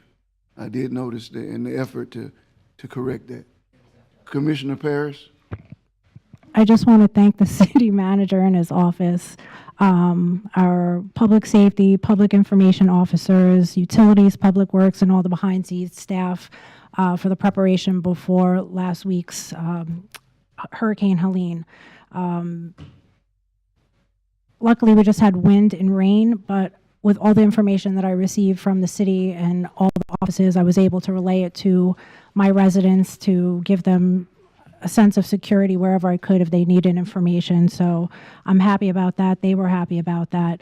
And I also wanted to welcome Aaron Spencer. He's our new City of Daytona Beach emergency manager. He also kept us updated with the tracking of the storm that I was also able to provide to our residents, my residents. Also, I just want to let Chief Williams know in Holly Hill, we missed you during this storm, but I know that Holly Hill is in good hands with you. Then the other thing I just want to let everyone know, Celebrate Volusia is happening on October 6th from 2 p.m. to 5:30 p.m. It's a community resource fair, and there will be a concert by Pablo Cruz. It's a free event. They'll have free parking at the Ocean Center, 101 North Atlantic Avenue. It's on Beachside. The City of Daytona Beach is going to have our police department there, fire department, Parks and Rec, Peabody Band Shell, Florida Tennis Center, the Daytona Beach Golf Course, and our IT will be represented at this event. So if you want to know more about it, they will be there. So I hope you come and introduce yourselves.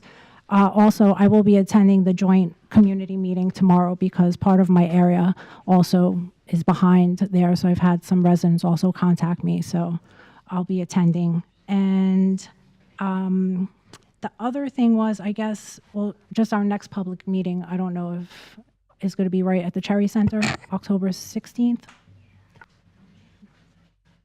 Yeah. Okay. Excuse me, so due to an audiovisual upgrade project in City Hall's chamber, the regularly scheduled October 16th meetings of the Community Redevelopment Agency and the City Commission will be moved to the Cherry Center at 925 George W. Ingram Boulevard, and a commission workshop, actually a CRA workshop, the CRA's accomplishment priorities will begin at 5, and then will be followed by a CRA meeting and a City Commission meeting. The other board meetings that you typically have here, they're going to be moved to either 149B, or some of them are canceling because it'll be for the entire rest of the month of October. And I also attended the International Coastal Cleanup at City Island, and the fire department also showed up. So we had a really good crew there, and we picked up a lot of garbage. And that's it. Thank you. Thank you. Commissioner Strick? Last Saturday, there was an unveiling of a mural on the side of Total Entertainment Music over on, what is that? It's West International Speedway. I don't remember the exact address. You can't miss it if you're coming east. Look to your right just before you get to the railroad track. It's a really nice mural. If you haven't seen it, go have a look at it. Also, last night at what's known as the Jack, there was a national night out with our police department. That was a very nice event. Free food. I couldn't believe no more people were there. Free hot dogs, free hamburgers. Usually that draws a crowd. back to the mural thing, I would like to see, going forward, maybe, we could use some of our CRA funds in the, Main Street CRA for some murals along, Main Street for some of those buildings there on the end of the block where you can see the sides of them and that sort of thing to try to polish it up a little bit. Hopefully, we'll have some more businesses coming there in the near future, and to improve that remains to be seen at this time. Something else I wanted to say, but I don't think it's appropriate at this time, so I will leave that off, and y'all have a good evening. All right. Commissioner May. So I'll start with maybe last weekend. Xavier, could you put those pictures up for me, please, Mr. Campbell? So last weekend, we had provided some funding to Bethune-Cookman University with regard to their basketball training, and it was called Core Clarity. These are some of the people there. This is the basketball team, along with most of their coaches there. A total of 23 people attended. Miss Natalie Smith-Wells conducted a seminar from 9 a.m. till about 1:30 or 2 o'clock in the afternoon. It was a fascinating seminar. It helped the young people there realize who they were with regard to communication, the type of communication, and how communication was not offensive. That was a particular person's style at that particular time, right? And to not misunderstand, but instead take a look at the strengths. Like, what are the strengths of the person, as opposed to trying to improve the weakness? Let's pull on the strengths instead. So it's a short season. They've already started training. Their season starts, I want to say the first game is coming up. They have a full schedule. But this was a very important financial commitment that we gave them. And so we're hoping that through this process of understanding how each person operates, their core skills, not their values, their core skills, how they see the world, and then how they interpret it in action as a team, it was huge. I was fascinated the entire time. So thank you to the athletic director, Coach Reggie Theus is also the basketball coach for that. Keep going through. They were there for Saturday morning. They were transported there. They were in class all day learning. They had a little break. They had dinner. They went to Top Golf. The next morning they got up and they were exercising in the parking lot. They trained first thing in the morning, and then they went and did some more activities as a team to do team building. The next day, we're back at practice again, hitting it. So we're hoping to see, I will be attending some games, which I haven't done. I was also at a football game a few weeks back, which I haven't done, but I'm going to be honest with you. I'm going to say it. I really enjoyed it. Don't know what it was. I mean, I was shocked. I was even wearing jeans. Not my thing, okay? But I wore jeans, and I went, and I sat there, and I stayed, and I enjoyed sitting there with some of the other commissioners. So maybe Commissioner Paris will be there. Commissioner Strickland was there. I enjoyed seeing everybody there. It was very pleasant, and I intend to go to the basketball games. We're helping the team right now with the funding we provided. So I want to see what's going to happen as the season plays out. I invite all of you to attend. So thank you so much. I enjoyed it. You've never heard me say that. I would also like to go to a track team.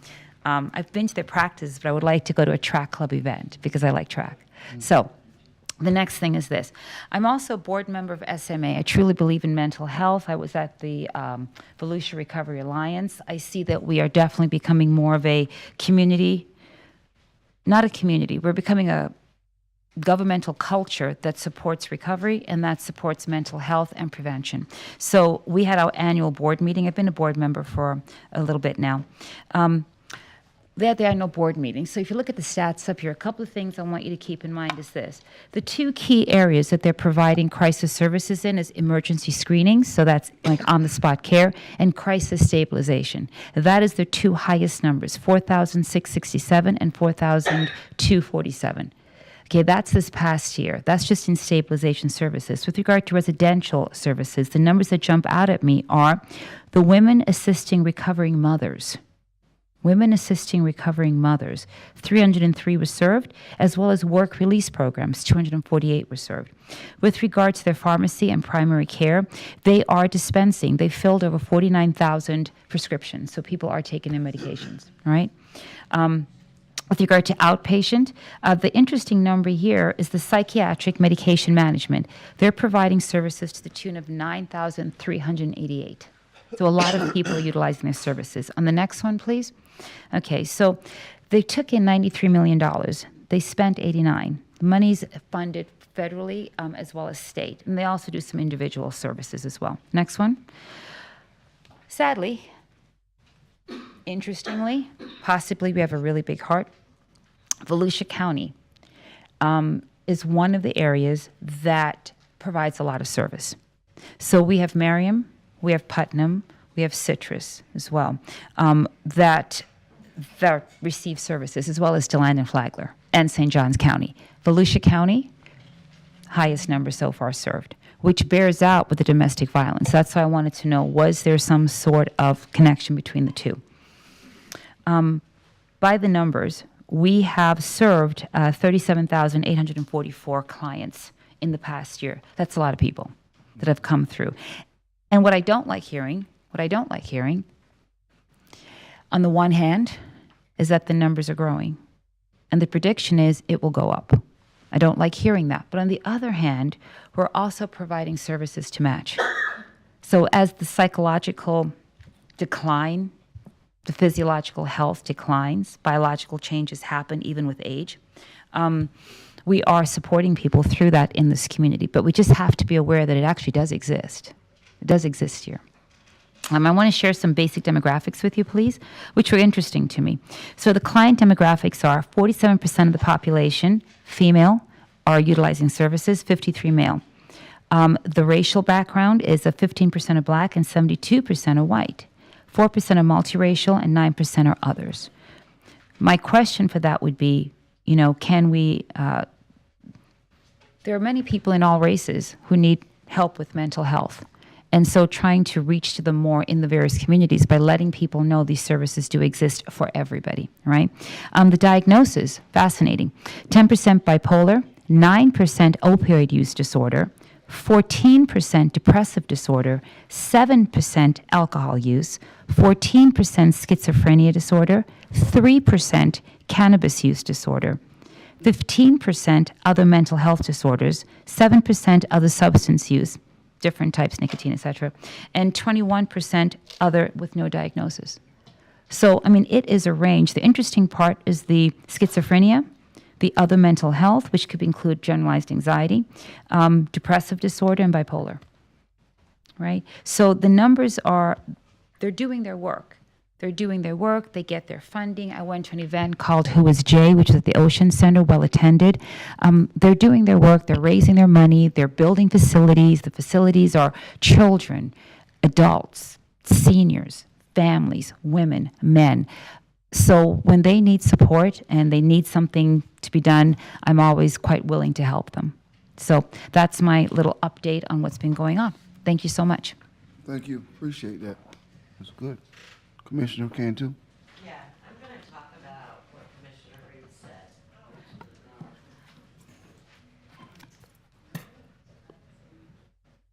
Okay, I'm going to talk about what Commissioner Reed said because there's only a handful of staff that I talk to here. Most of the time, it's actually the city attorney because he's pretty much the only one who answers the phone. Because when you try to call Feature, you never can get a hold of him. Mr. Feature, excuse me. So it is usually Mr. Gross that I talk to. But there's only a handful of city employees that I do talk to and email. And I think every email, I will hope someone would ask for a record request because I'm very polite. I say thank you every single time. And so even when I'm on the phone, and I know I can't prove this, but there is one employee that I'm sure his feelings is hurt from yesterday, an email. And so I'm pretty sure I know the employee that did this, but I'm not going to say names because I can't, I'm not going to accuse anyone. So, but if a staff member does have a problem with me, that's fine. I won't even talk to staff. I'll go directly to Mr. Feature, and hopefully he answers his phones or his emails when I email him, and I'll go to Mr. Gross, who I lean on quite often. I'm not going to change who I am because I work hard. I research and I work hard. I know there is some staff, and I'm getting upset because I'm mad. I know there is some staff that do not like me challenging them. And I'm going to challenge them if I know they're wrong. Like they're going to bring a Beach Street property to me with only a contract and want me to spend $4.4 million. Don't think I'm going to not challenge you. I didn't even bring up the contract was even added correct. It was $3,000 off. So let me tell you, I'm going to challenge whoever brings anything up when staff is in front of me. Whether they like it or not, I'm not here to make friends. I'm here to represent my residents. And long as my residents are happy, I'm fine. So I could care less who likes me. Like I said, I'm not here to make friends. And if they don't like the way I represent them, they can vote me out. And I'll go back to what I was doing. Because as much as I work now, it's not even worth it. And that's all I have to say.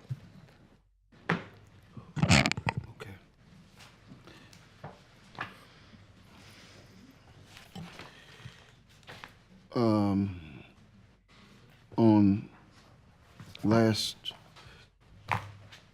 what day was that? Last week, last Thursday, or we had a couple of Thursdays ago, the Art House gave me an honor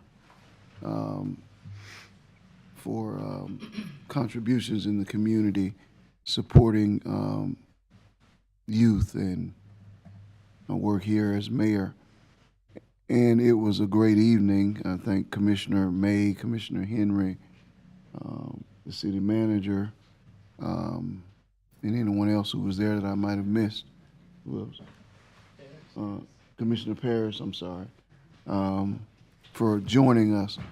One of the things I said about that evening, and I will say this publicly, is that when you're the mayor and you're being awarded with anything, I think it's a reflection of the city of Daytona Beach.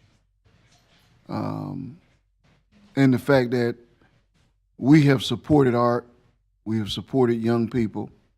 The mural project is a great example of our commitment to art and how important art is in a community.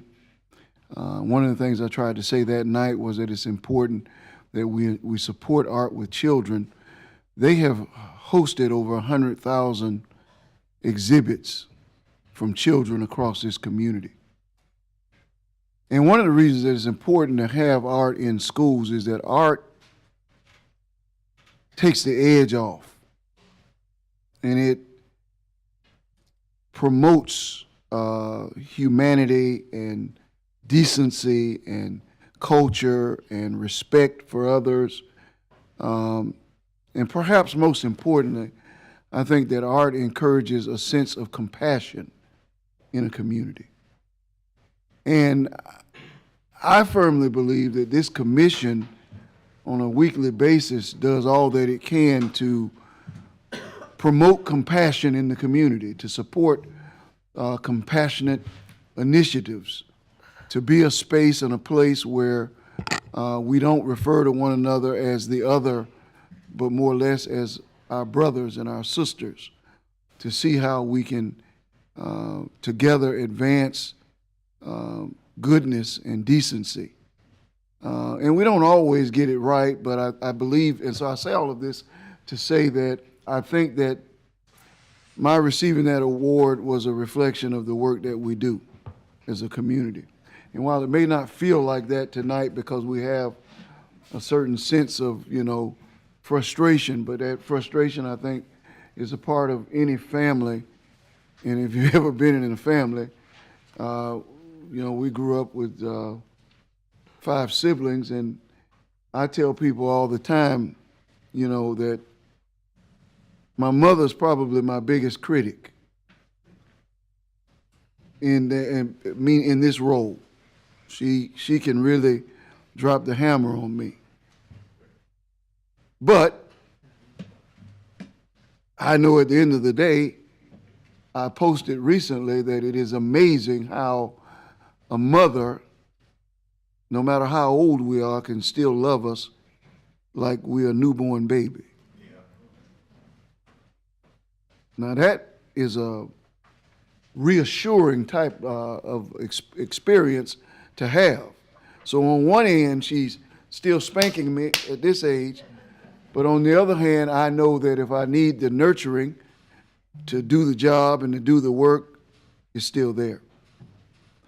So I say all of that to say that I think that tonight is a point of an opportunity for us to all continue to grow as a community and to embrace the things that we're doing and to know that we are getting a lot of things right.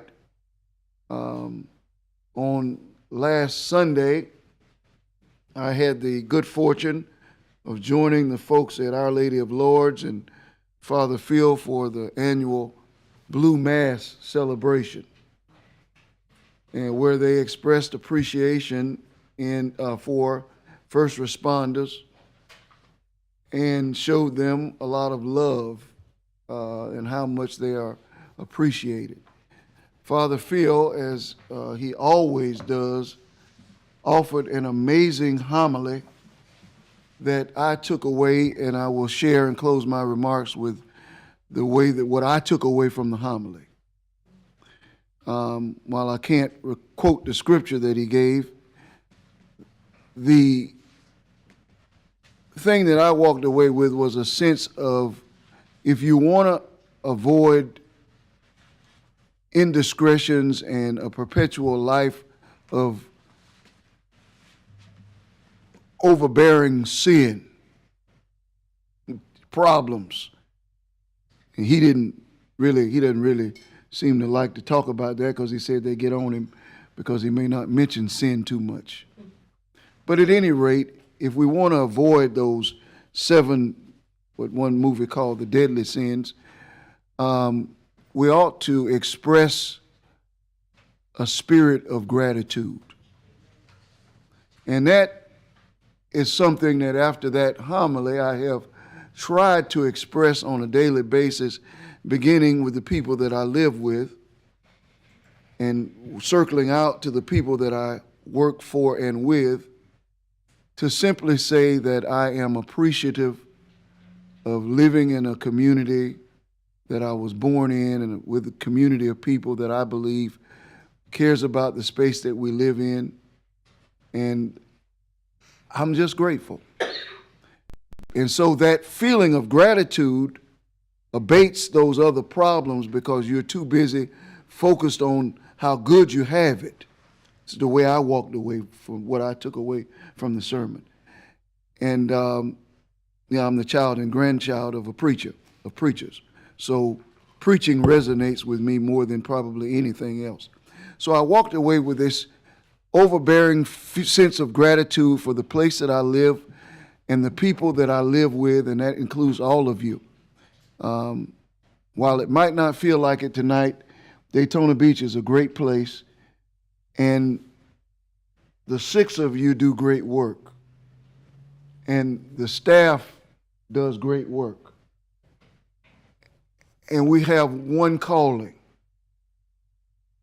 and that is not to allow whatever problems and growing pains we have to stop us from continuing to do great work, because more remains to be done. And those are my remarks. Mr. Manager.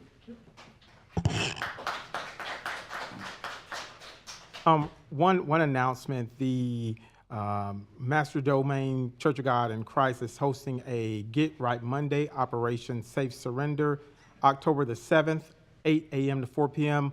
Warrants cleared, suspended license cleared, ID cards processed. So if you have anyone that's interested in getting warrants cleared, suspended license cleared, ID cards processed, please go October 7th to Safe Surrender Monday. Safe Surrender event at Master Domain, 511 Fremont Avenue, Daytona Beach. And I think that our communications team has put some of this information out as well.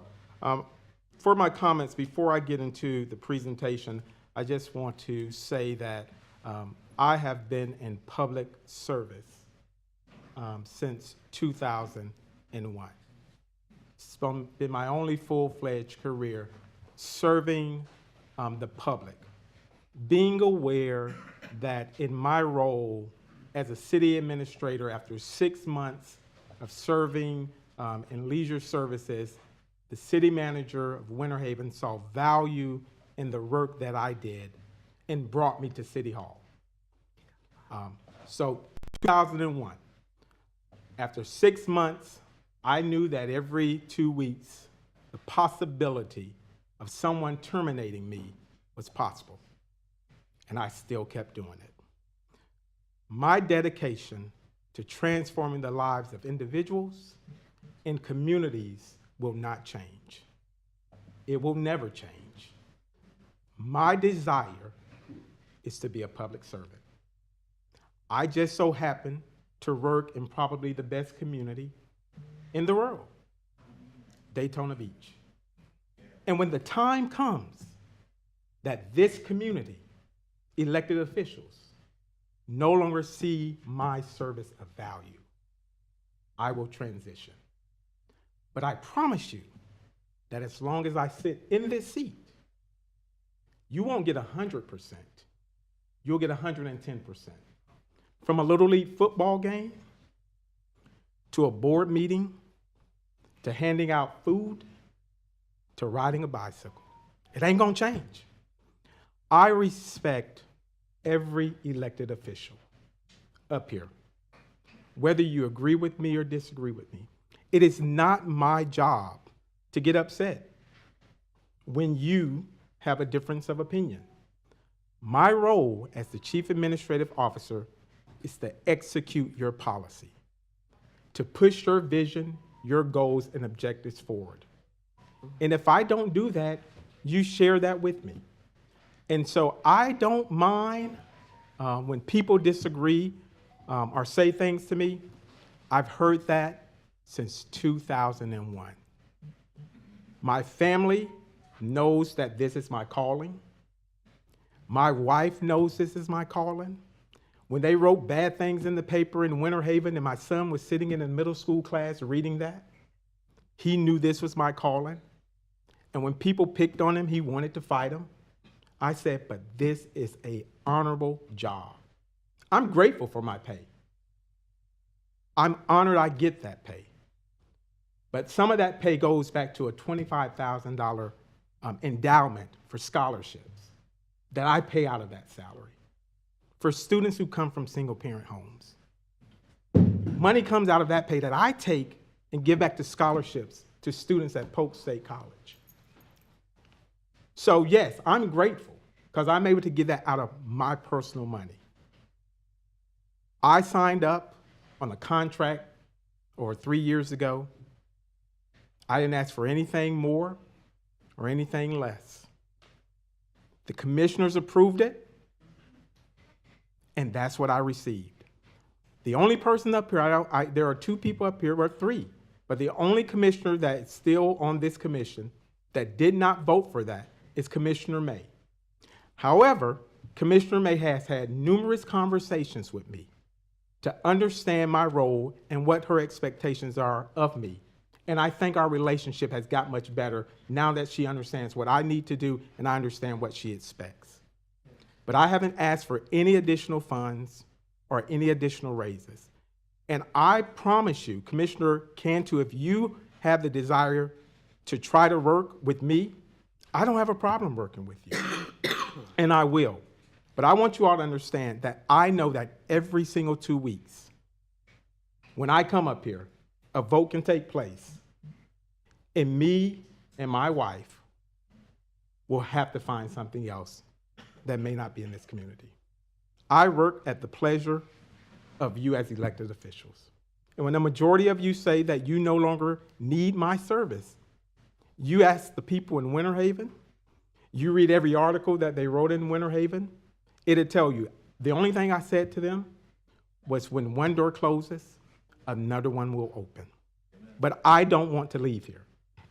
I want to work with the 1,000 plus employees, the 44,000 college students, the 84,000 residents, and the 10 million visitors that come here every year that call this the greatest destination on planet Earth. Now I'll go to my report with that. Before he goes, Mayor, before he goes to his report for this, because I know we're going to have feedback, I appreciate your speech, and maybe we do need to work a little bit better, but there is people that can read a newspaper, and I'm just letting you know. I'm not going to go any further, but we can read a newspaper and know what exactly happened. Okay. So, since my name was brought up, I'm able to say something, right? So I had my reasons for saying no. They were my reasons, based on my opinion, based on my value system, which when my phone was subpoenaed, I said the same thing over and over and over again. And then that ended. And then we had a new city manager. The rest of the commission went with the flow. I did not. But then we turned a new chapter, because then this person, as our body, became our city manager. And from that moment on, we have had a very effective working relationship. He and I have had a very truthful relationship, very truthful one, and I quite enjoy it. So I voted no, and I had my reasons. They were not respected by many people, might I add. But then following that, I would say that I have enjoyed the pleasure of his working experience. We have worked toward earning it with each other. So I have no problem saying that publicly, all right? But that will forever stay with me as the one who said no. But I wear it proudly because I voted what? What I actually believed. And that was my first lesson here at this commission was one day, Mr. Mayor, you said, we are all entitled to vote what we believe. And I sat here and I shook my head and I said, actually, that's not quite true. I voted what I believed, and I was slapped down pretty hard for it, and I didn't forget it. And like Commissioner Ken, too, we oftentimes get slapped down, but I will say I applaud her for getting back up again each time. And sometimes things are said at this commission that make me cringe. They're not mean things. It's the way it's said. And then I sit back and I say, you know what? When it's said, each person, you stand there, you take it, and then you get back up, and you continue on. But we've all had it happen to us at one time or another. You know, key things have been, a phrase was used, dismayed. I sat there and I said, oh, that was a good one. The phrase was thrown to me that Commissioner Reed was dismayed by me. You remember that. And I looked at you and I went, bravo. Good use of the word. Excellent. Well done. And we kept it moving. And that is the one thing you learn here. This will be a transformational experience in character like you would not believe. So, Commissioner Cantu, you do a good job. And I appreciate your research. And you know what? If I had an issue, I would call you and say, I need you to fight for me. Because I think you would do, and I know you would do a good job at it. So keep going. Just get up. It's okay. Thank you. Thank you. Yeah, me too. So we have, I'm going to ask Mr. Morris to come up, but I want to be clear of what we're doing tonight. There is no contract before you for any buildings. This is, if you look at the agenda, this is under discussions. There are no appraisals submitted to you all for approval. There are no items that say you have to fully vote for one particular item or all. You all have your agenda. What the committee has put together with Mr. Morris, Mr. Olcott, and Mr. Stallworth demonstrates some of the three main options out of the numerous properties that they reviewed. It gives some plus and minuses, and they also did rank these proposals. However, the key point for tonight is to see what you all want to move forward with as a commission evaluating. You'll know that the one property, North Beach Street, is under a DEP. They've received warning letters. You know that there are items that the property owner has reviewed that's going back and forth with DEP on some allegations reference to asbestos removal. The other two properties are on Ridgewood, which consists of the current Cobb Coal building, and the other building is the old Wells Fargo building. And all of these properties were built before 1989. And so there is no direct recommendation from us. If you all want us to evaluate all of the properties and bring back something to you, or just one, we will do that. So I'll allow for Mr. Morris to make a brief presentation on that. You have received numerous reports. Commissioner Cantu sent reports to Mr. Gross and Ms. LaMagna, not me, to have forwarded to your attention. And I think those were provided to you all from either the clerk's office as well. One of the reports I think was sent directly to you all from Mr. Gross, and it was the report from DEP in reference to the 200 North Beach Street property. So Mr. Moore, 2:30, Mr. Morris, you can come forward and make a brief presentation and respond to any questions. But I do want to make sure we're clear. We don't have any specific contracts before you, any appraisals, any structural engineering or environmental reports that we have recommended to you to review. Thank you, Mr. Manager. Commissioner Mayor. Jim Morris, Deputy City Manager. I authored the report that's before you. The manager has referenced. I worked on it with Mr. Stallworth and Mr. Urquhart, as noted. We met, discussed the properties and the various things. The primary evaluation of the properties was really done by Mr. Stallworth and his crew in Business Enterprises. And then in terms of looking at the buildings and sorting through desirability, lack of desirability, different things that are issues with the properties, we all discussed, and I agreed to author the report that tried to summarize those things. And what you've been given here is a document that speaks to the policy-making opportunities that you have as a commission. And that's important. It's so important to emphasize that. When the commission makes policy, as all of you know, you have the widest possible latitude to do anything that you want to do. We also recognize from a professional perspective that the commission sets the policy, not the staff. And it will be up to your decision to first decide whether or not you wish to acquire a building at all, or whether you wish just to go on and refund the money and look at the JLAC opportunities and requirements that are there and fund with that part. If you do in fact elect to look at acquisition of a building or to build a new site, that is something that you would direct us to do. And let me work first to the reference of building. A building is something that no matter what you buy today or what you look at, the buildings we've all named, you don't just buy them, open the door, and go in. In each one that are named in the report, there's a requirement and a need to remodel, and use that structure to build what suits the city. And you have to build it. Nothing that is there would suit you the way it sits. The Cobb and Coal building is a multi-story building with elevators and so on. It has sort of a restricted access, as well as to access the backside. You have to come through another building to reach that property. I think from an access perspective, it's a very clumsy situation as far as that goes. And the building itself, in the way that it's laid out, I've been in it many, many times, is also kind of awkward in that respect. It's also focused on US 1.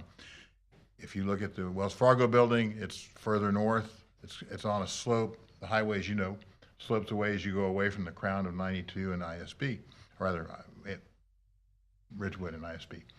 And it's a building that is in a space that probably property additional could be acquired to work on a bigger project if the city wished to do so. And then finally, 230 North Beach, which is the first recommendation of the committee, and that committee voted unanimously to recommend that building. And all of these buildings reflect the old adage that everybody talks about in real estate, which is the thing that matters is location.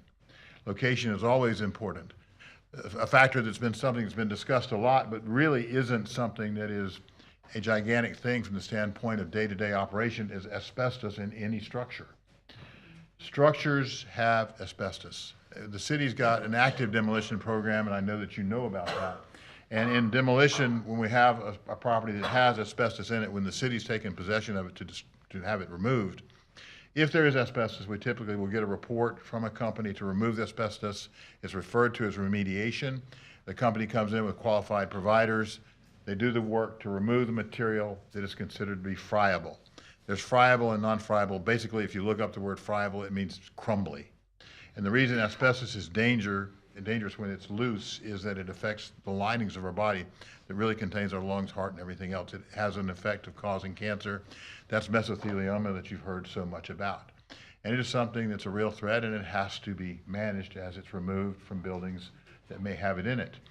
All of the buildings that we have that are pre-89, the standards in 89 changed, but even modern buildings do have asbestos in them. The difference is asbestos is bound with something where it isn't friable or crumbly or likely to go into the air.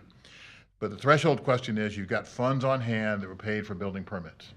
Those building permits, if you had to refund them pursuant to the law, would go to the entities that paid those permit prices. And as I've emphasized in the report, by and large, those will be developers and contractors that paid the fees, built the building, they were compensated for the things that they built.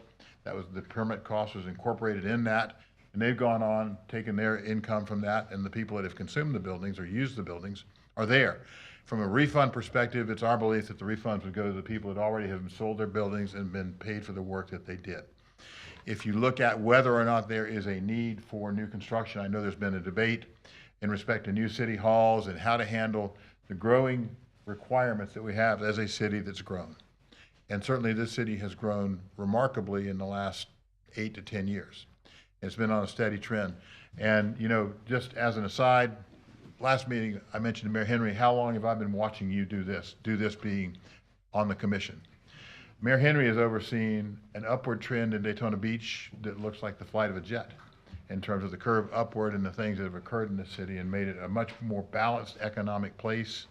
I grew up in New Smyrna, but I consider myself to be from here, and economically I think our community is in the best place that I have known in my lifetime, and I think probably in our history.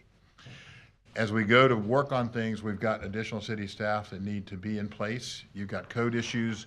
You've got issues with staff that's spread around in terms of utility staff and water permits and those sort of things.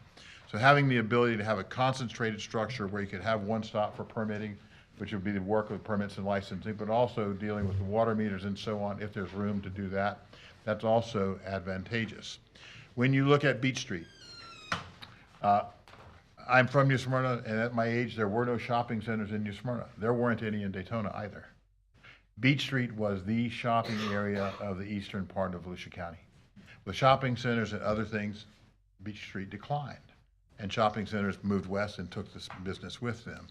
What you have now is a resurgence, in part because of the action of the Esplanade and what it's brought downtown. You've got the growth of the city itself. You've got the apartments that are coming onto the end. A lot of things are coming. But if you were to compare Beach Street to the Boulevard in DeLand, I think you'd say the Boulevard is more fun, it's got more action, and it's got just more things going on. What they have that we don't have, it's the number one thing, and we could easily have it, is people. There are people on the street in DeLand that we don't have on the street in Daytona. And those people come from households around DeLand, and DeLand actually hasn't been spread and split as much as Daytona Beach has, because you've got principal cities in New Smyrna, Ormond, Daytona. DeLand really is the center of the show on the west side of the county, even though you got so much growth on the south end. So the idea and the reason that the first recommendation and the number one recommendation is the building on Beach Street at 230 North Beach is because it's on Beach Street. It is also adjacent to a large tract of property that's anticipated to be redeveloped by the county, to have county facilities there, and you'd have a downtown campus. Not even DeLand has a downtown campus that Daytona Beach could have if you had municipal focus down at 230 North Beach, county buildings in terms of what they do to reuse the old Sears site, which is what it was once upon a time, and then in the event City Island Courthouse is relocated up into this area, you'd have an amazing complex of employment and activity, which all directs primarily to Beach Street. Having influence from the city of Daytona Beach with the people that would put into a building at 230 North Beach would be a great influence there too. Now, in terms of the things that exist at North Beach Street and the record that it has, that's the business of the property owner. It is not our business. And from the perspective of what the city would do in terms of acquiring a property, there would be contracts prepared if in fact the city decided to acquire something, that the city commission dictates each and every term of that through the city attorney's office, in a contract the city attorney's office would prepare.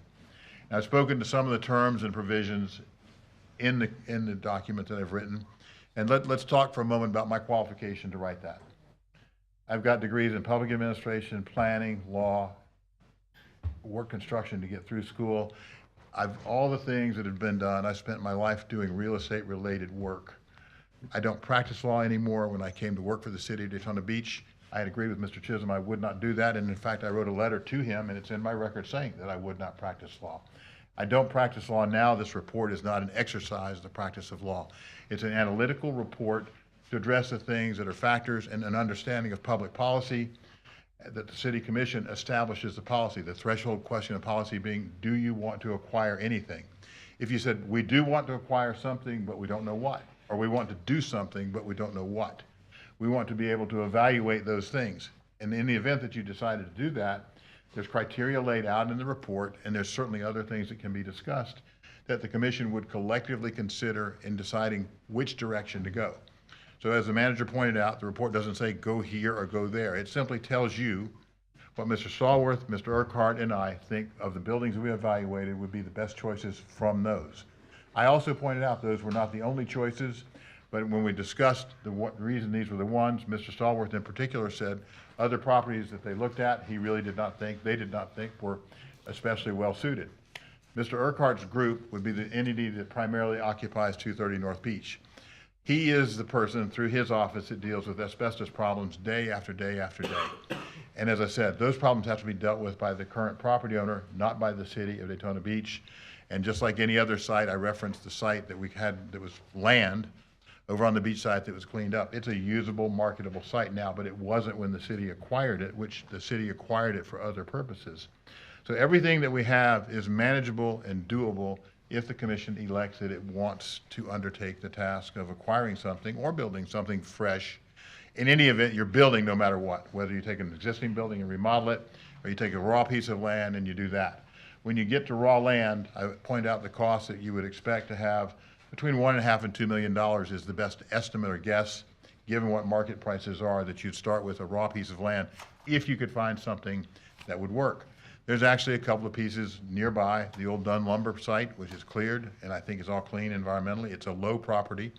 We considered it for the fire station, but flood elevation was a concern there.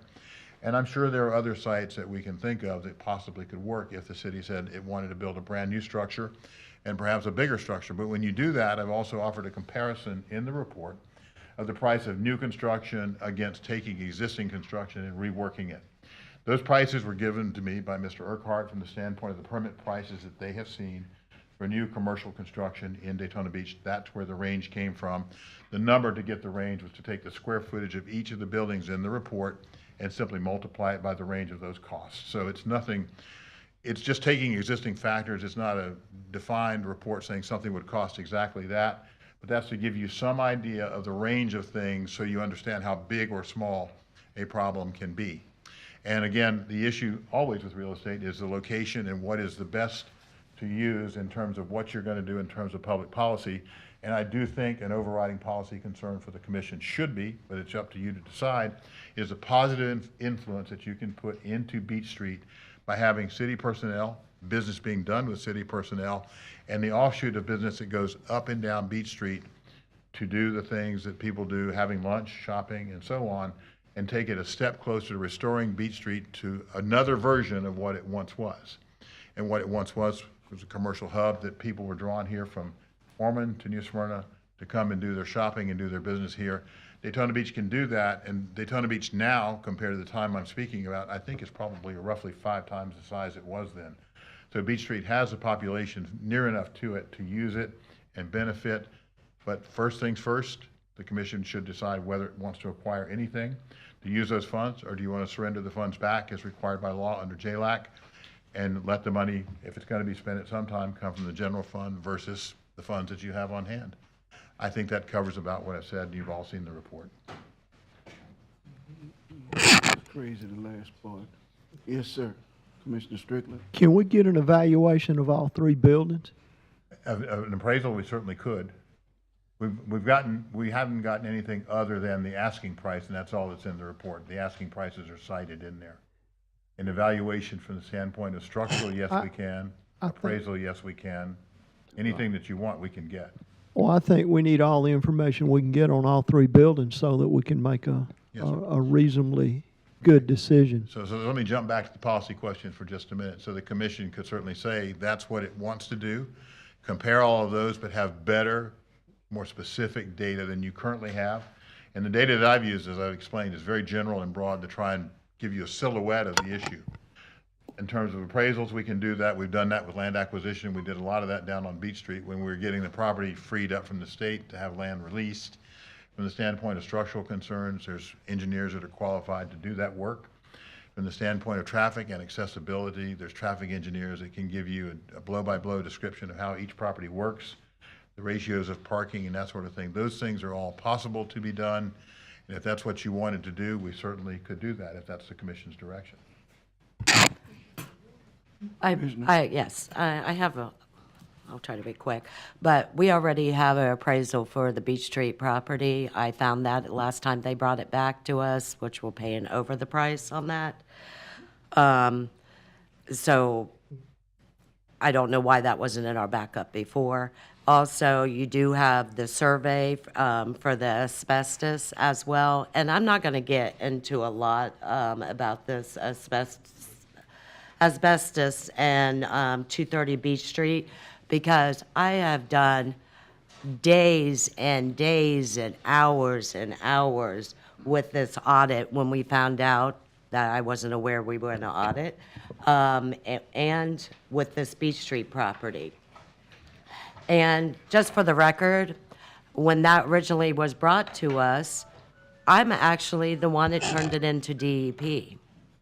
Because I actually found the asbestos report that it wasn't brought to us by city staff.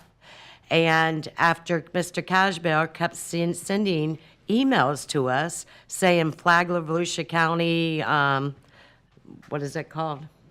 The kids that he rented it to, and then he applied for permits as well, which they weren't approved. But I'm watching all this work coming in and out, dumpsters, I mean, tons of dumpsters. These people working without masks, without shirts. Then it just topped it off when I seen city trash cans, 6 of them, come out on the side of the road, and it had black mastic in it. So I'm actually the one that turned them into DEP. And I actually sent an email to city staff because I was nervous that our Waste Pro trucks were going to take off with those with the trash cans and be exposed to it. It's very serious. And then those trucks going around in our neighborhoods and being exposed. So actually, I sent an email. Didn't think that was good enough. I went into Mr. Gross's office and told Mr. Gross something needs to be done. There is dumpsters coming in and out of this building. And I have so many pictures of workers, dumpsters. And that's when he called Mr. Feature in. So that little backup that you have where Cecil went there, that was because of me, because I got sick of watching this and people being exposed. And I know that Mr. Morris put in the memorandum, that it says potential. Well, I think I made sure everyone got the entire report. I'm not sure if you all read it. It's a lot of pages to read. I probably read it 3 times. But there is a lot to read in that report. And if you can pull up the asbestos sample. Can you hear me back there? Okay. So where he says potential, okay, state and federal, actually, they went into that building, okay? 6 of them did. They actually says right at the bottom, based on the department's finding from the investigation, the complaint has been validated. They actually had to get a warrant to go in this building. And I don't know if you read the whole report. And then it says over there, they tested 6 components. 4 came back asbestos. There's a lot, if you read in here, the whole building is supposedly contaminated right now. And to me, we want that liability to pay more money for, I mean, I thought this building was gone from the first time, but do we want the liability of a building like this? I mean, I just don't get it. And why would you even take it off Beach Street for how many employees? 23, 27? What was it? No, there's more than that. Mr. Urquhart's here, he can answer the question. No, I'm talking about permanent licensing.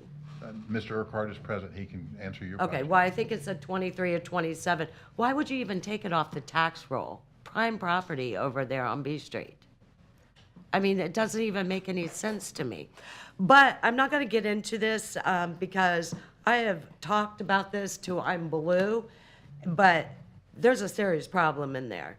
Okay, and who knows how long it's going to be under investigation. It could go on for 2 years. And if you were looking a way to spend that money from JLAC real quick, that's not going to be the building. I can guarantee you that. But I'm not even going to get into that anymore. But I am going to get into, can you pull up the Florida state statute, please?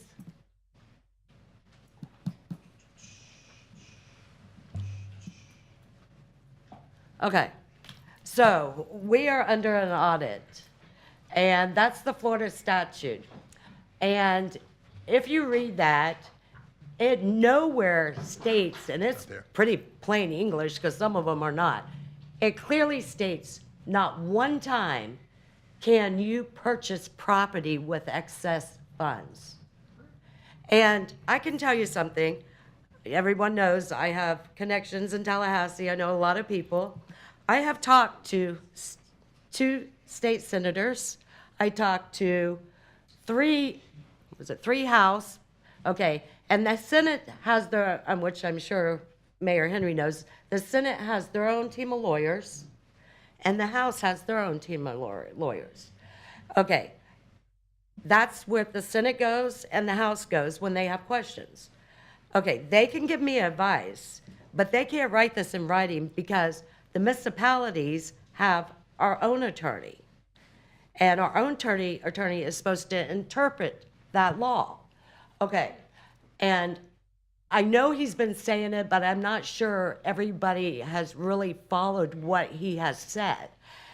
And I'm going to ask Mr. Gross, does it say anywhere in there that we can purchase property with excess funds? No. Thank you. Okay, and the reason I'm putting that, because we want to get out of this audit we're in. And we're just going to get in deeper trouble by purchasing land. Now, does it say we can do construction? Yes. Okay, now does it say that we can have lawsuits? Yes.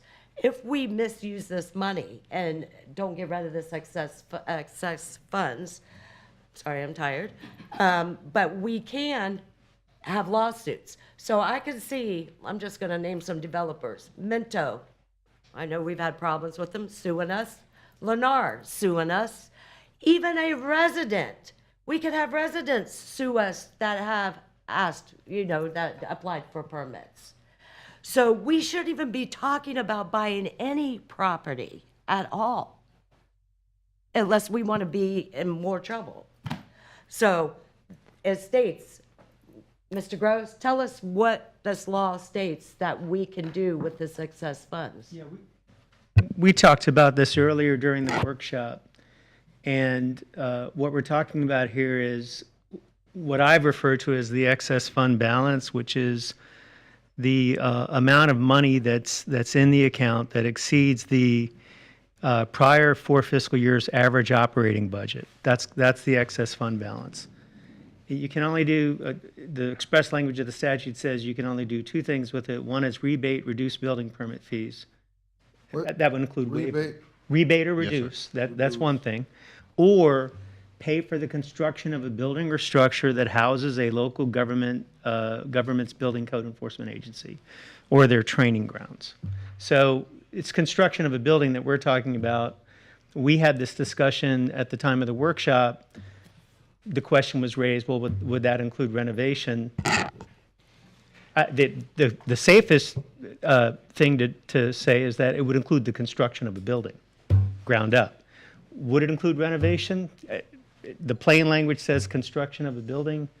And I mentioned to you that if we were challenged in court by somebody who'd paid a permit fee, and the question came up, what does the phrase construction of a building or structure mean? The court's going to look at the plain language, and they're not really going to go outside of that plain language if the language is clear. So everybody understands what the construction of a building means. It's arguable that the renovation part could be considered construction of a building, but there's also a building, there. So are you constructing, is it construction of a building? Is it construction in a building? That's debatable, and I think that would be worthwhile arguing. The other thing to keep in mind, as far as construction versus renovation and the possibility of a lawsuit is, and this is something we went through as well, JLAC has been through a process, and one concern that we had was clearing through that JLAC process. They could decide that whatever we're thinking about, including the purchase of a building and its renovation, is okay. JLAC's decision on that score is not relevant to an eventual lawsuit. Their view is not something that a court would take into account. The JLAC accepted it. Is the court obligated to accept? The court's going to look to see whether this was construction of a building. So you have a risk if you proceed in this way, and this is what we talked about before, that if somebody filed a lawsuit, the court determined that purchasing a building is not construction of a building, or renovation of a building is not construction of a building. If you've encumbered the funds, you're going to have to replace those funds from another source, and then use those funds to rebate or waive fees or construct a building. Now, one other thing to keep in mind, I think the main purpose of this exercise, as I understand it, is to decide if you want to expand some space for permits and licensing. Keep in mind that we have impact fees as well, and we don't have the same issues with impact fees that we have with this permits and licensing fund. So for those things that aren't part of construction of a building, or that we're concerned a court may not agree are part of construction of a building, like acquiring land or paying for appraisal costs, you could use impact fees for that part, and keep the permits and licensing fees on the construction part. So I don't think there's a commitment at this point. I think what I understand staff's main goal to be is to create some more space for permits and licensing, and the permits and licensing fund is one source that can be used for part of that work.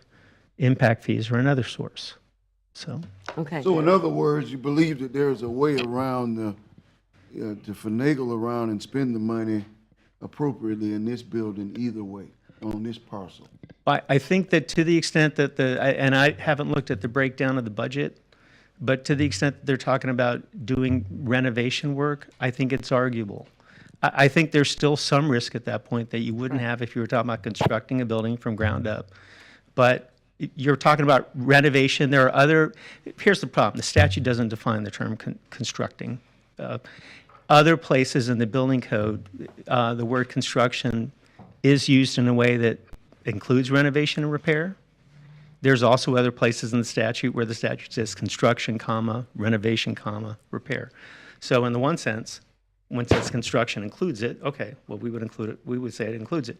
If we're going to look over at other provisions and it lists a series of items, construction, repair, renovation, that's an indication that maybe it doesn't. I think it's arguable. I think that's worthwhile arguing in terms of renovation versus constructing from the ground up.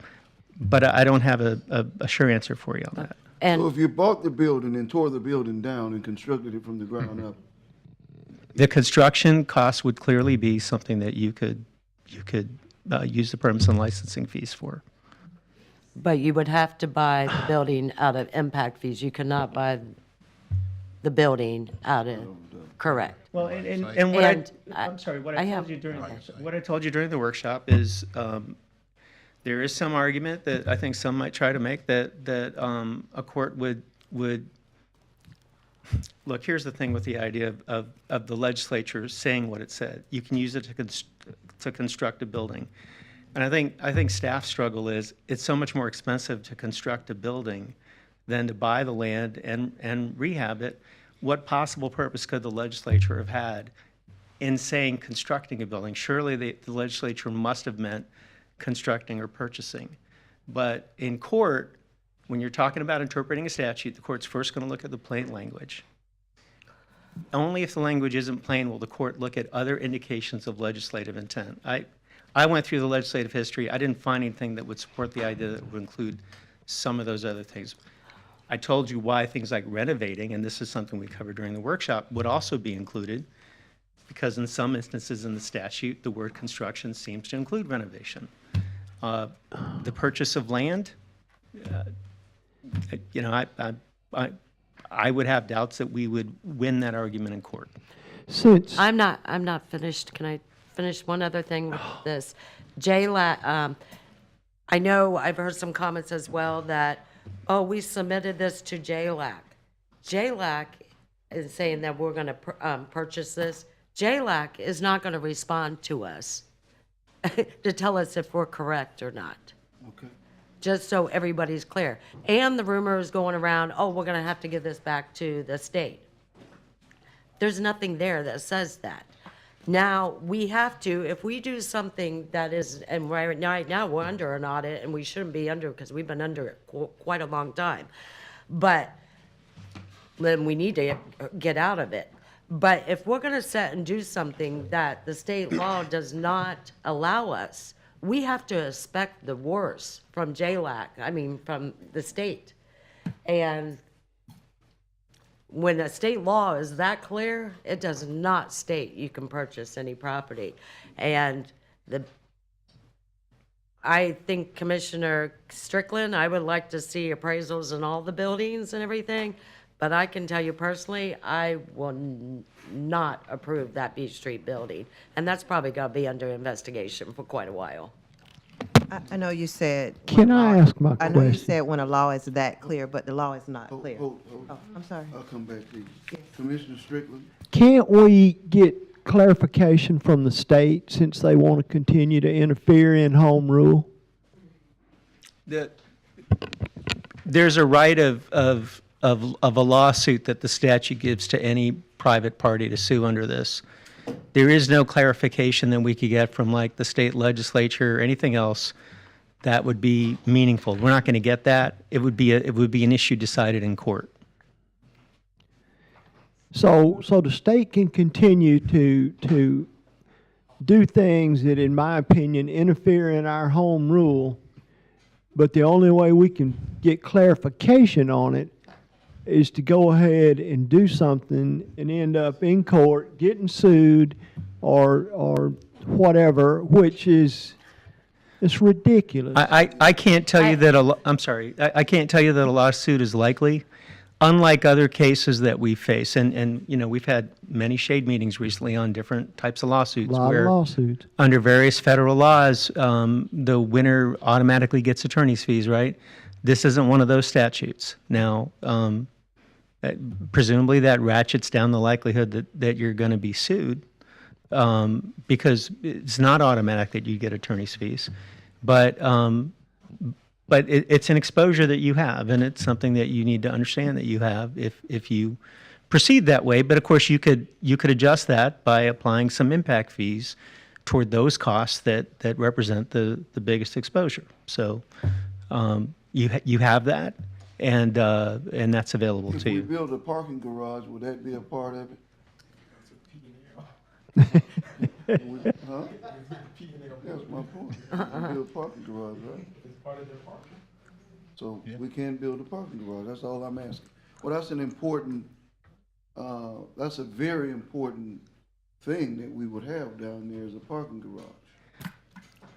Yeah, what the statute says is construction of a building that houses the code enforcement staff. Building code enforcement, yes, P&L staff. Okay. Yeah. Code enforcement doesn't, so yeah, if we right. bought the property with the impact fees, well, we need a plan as to how you would do it and minimize our risk. Mm-hmm. the problem we have is I don't want staff or myself to be back in the situation we were a while back. So the key point is, because one of the things that commissioners say, what's the appraised value of the property? Are there any structural issues with the property? Are there any environmental issues with the property? That's why we're trying to get you all to say, let's look at it all. We have a desire, I know, for staff for not only 230 Beach, but if we were to get Wells Fargo, I mean, it's part of a larger process, or even Cobb Cole. There are pluses and minuses of each one, but the reason why they picked the beach is because it's a larger mindset from the potential for the courthouse moving off City Island to that area. All of the events that take place on Beach Street, the Esplanade and things of that nature, but we can't do really anything until we know what's the environmental and structural engineering for any of those properties. So if I might, Mayor, the object of the material you have is for the commission to say to us, go figure something out, however you decide to do it, have direction from the commission. Mr. Strickland has had a couple of things to say. You've had some ideas, and there's also additional inquiries that the city attorney's office can make if you direct us to do that.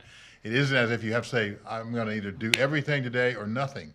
It's a progressive process for us to work through.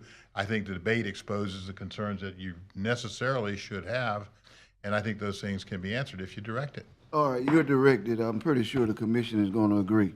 We got to get something done. Sometimes you guys are just too slow. You should have came in with these three things already laid out in this way. That's my opinion. Now, these things, you should have already given us the information. But we have individuals who don't want us to pursue anything. But we got to do something. We know we have to do something. We've already said that. Everybody up here knows we have to spend this money. Mayor, if I can, one practical issue is you don't normally do this kind of due diligence before you enter into a contract because, one, there's significant costs, and two, the property owner may not give you access to do some of that. Now, we can understand why you would want that information, and so certainly if the direction was go get that information, staff would approach the property owners to acquire it. I don't know if you've had communications with any of the property owners, Mr. Morris, but I know Mr. Caffrey has communicated on behalf of Cobb Cole. Mr. Stallworth did the investigation for all three parcels. I don't think there's been any communication with Wells Fargo in terms of it, but Mr. Stallworth is also present. Everybody's here to answer any questions that you have. the reason why I'm bringing it up is it's possible that if you were to direct staff to get a phase one environmental assessment, and an appraisal doesn't need the property owner's permission, I don't think, but also an asbestos survey, the property owners in question might say, you're not coming onto my site for an asbestos survey or a phase one unless you commit some money in a contract. So we don't know the answer to that at this point. That's not something that's usually done commercially, but we understand why you would want that done in this instance, and it costs money. We won't know any of that until we ask the property owners. Right. And my point is, you should have asked them already. So you already know that we're under the gun. Yes, sir. So if I'm wrong, you guys tell me. But you got to be a little more aggressive and bring us the information. Wait, I have a question. Yes. Okay, you're asking them to go back. Are you asking them to go back to buy the property out of the excess funds? No. No. Okay. So we're going to buy property out of impact fees, you're saying? Mr. Mayor. So what are you asking them? No. I'm asking staff to give us all of the information that we need to make a decision as to which one of these properties is best. So that includes, and you ask for the survey. You all want to know how much each one, an appraisal on each property. What's the information that we need so we can put them and put down a checklist, and then so we'll know what they say. If the business owner may allow us to get all of this information. Can't we just get all the information we can on all three properties? So, Mr. Mayor, we can go forward and ask for the various things that have been there, structural report, survey, appraisal report, all those things from each and every property. We have to have, and we do have, the ultimate respect for direction from the commission, and we wouldn't spend $100,000 to come in and say, you didn't tell us to do it, but we decided we'd go ahead. That's the dilemma we always have. The direction now, as I understand it, would be go do those things, come back and tell us our best choices, and if someone doesn't work with us, then you can decide what to do with that entity at that point in time. with the direction from the commission, we can get the better data. We've done everything that you've seen internally, with the exception of the stuff from 230. It happens to be the one that's the most noticeable and the most information exists right now. The other information can be obtained, and we can go forward. I noted in the report, by the way, the Cobb Coal one, there's rumors of structural issues, whether true or not. I'm not trying to say that. It's something that we've heard. So we would look at the things that have been asked for, and I think that can be accomplished to initiate it all. Probably give you a report in 45 days of all of them. I believe you guys have received a lot of information on the Cobb and Coal and the Wells Fargo. I'm not going to debate the point one way or another. I don't think we have what's been requested. I don't know if she is right or wrong. I believe. Oh, no, let me tell you what we want from each building. It's on page, what's that, 7? All of that information right there. Yes, sir. Authorization to investigate and test for code compliance, structural soundness, appropriateness of the structure for the intended task, flood proneness zones, asbestos presence and remediation, timeline for closing, allocation of cost of sale, title evidence, contract execution. Understood. That's the information that we need for each one of the buildings.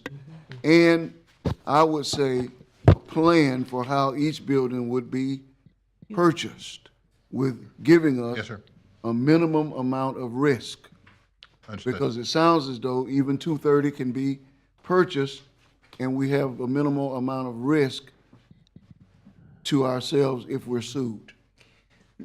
That was, the specific reason that stuff was written was just those things, Mayor. Yeah, I got you. I make a motion that we go forward with that. I still have questions. Wait, we got questions. Let's hear from him first. No, it can wait till that. Got a motion on the floor. I don't have a second. I have a second. Okay, but I'm still going to entertain questions. I just wanted to point out, the legislation is really, really narrow. There are no good solutions. And the staff report does explain why, they didn't pursue the idea of a construction, because, that would be even harder to find a site and then start getting into a process of eventually doing construction when you're under the clock. One thing I want to point out is that until 2021, the statute only allowed for rebating and waiving fees. This language was added in 2021. There's no reference to it in the legislative history. It was part of a cleanup bill. It wasn't originally part of a cleanup bill. I'm speculating. But what I suspect is that one of the local governments approached the legislature and said, guys, at the time that this legislation went into effect, much like Daytona Beach, we happen to have a pretty big surplus. And the logistics of trying to do a rebate would be really, really difficult. Can we maybe solve this by being given the authority to construct? Maybe this other jurisdiction was specifically thinking about constructing. So nobody thought about the idea of, purchasing. I have no idea of the timing involved, but I don't think it would be a worthless exercise to suggest somehow that, our lobbyists get with the legislature about expanding that, because it is cheaper in this instance to purchase than to construct. It's just not supported by the literal language of the statute. Okay. So, yeah. And Question over here.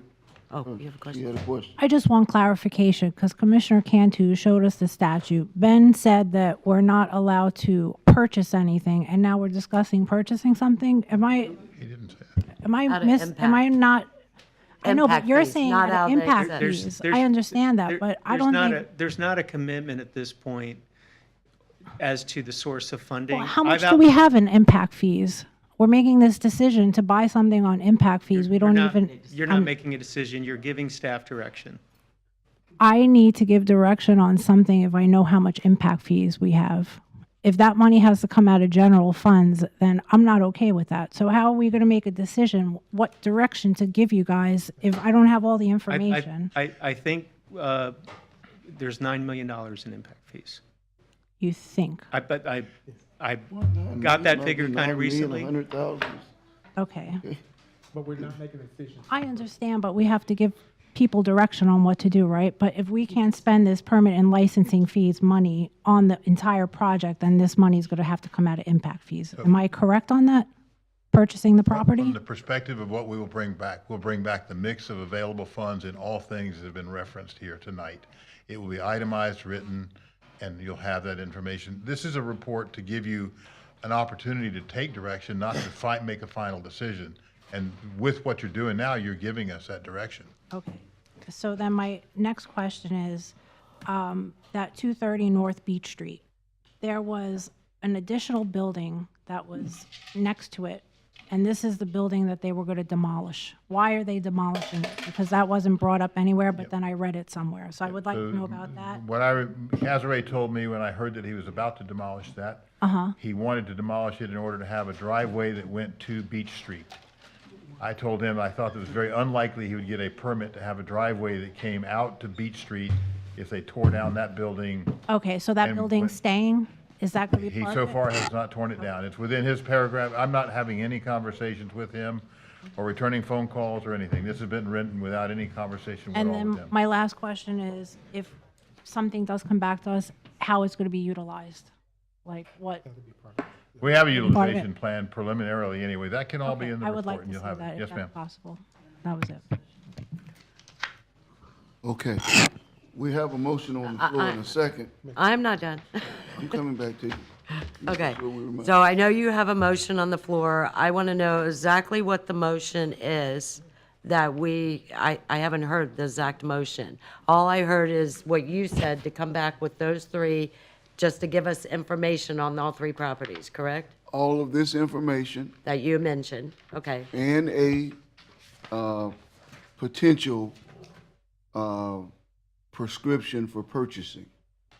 So, Okay. so you know how it could be purchased. May not be the final prescription, but the possibilities. Okay. Okay? And, yeah, that's fine, because I believe on this 230 Beach Street, you're going to have a rough time getting information from DEP because it's under investigation, federal and state, and they're not going to give any information. But we do have most of the information we need, and that property could be under investigation, we don't know, for a year, 2 years. So, but I'm fine with with the motion to come back and look. I'm not in favor of buying anything yet, so. There's no intention to do that. Yeah, well, we're not buying anything, but I do want to say this. But how long are we going to take? Because we've been underneath this audit, and you know, and as I know, session will be starting soon. They're going to be back on us.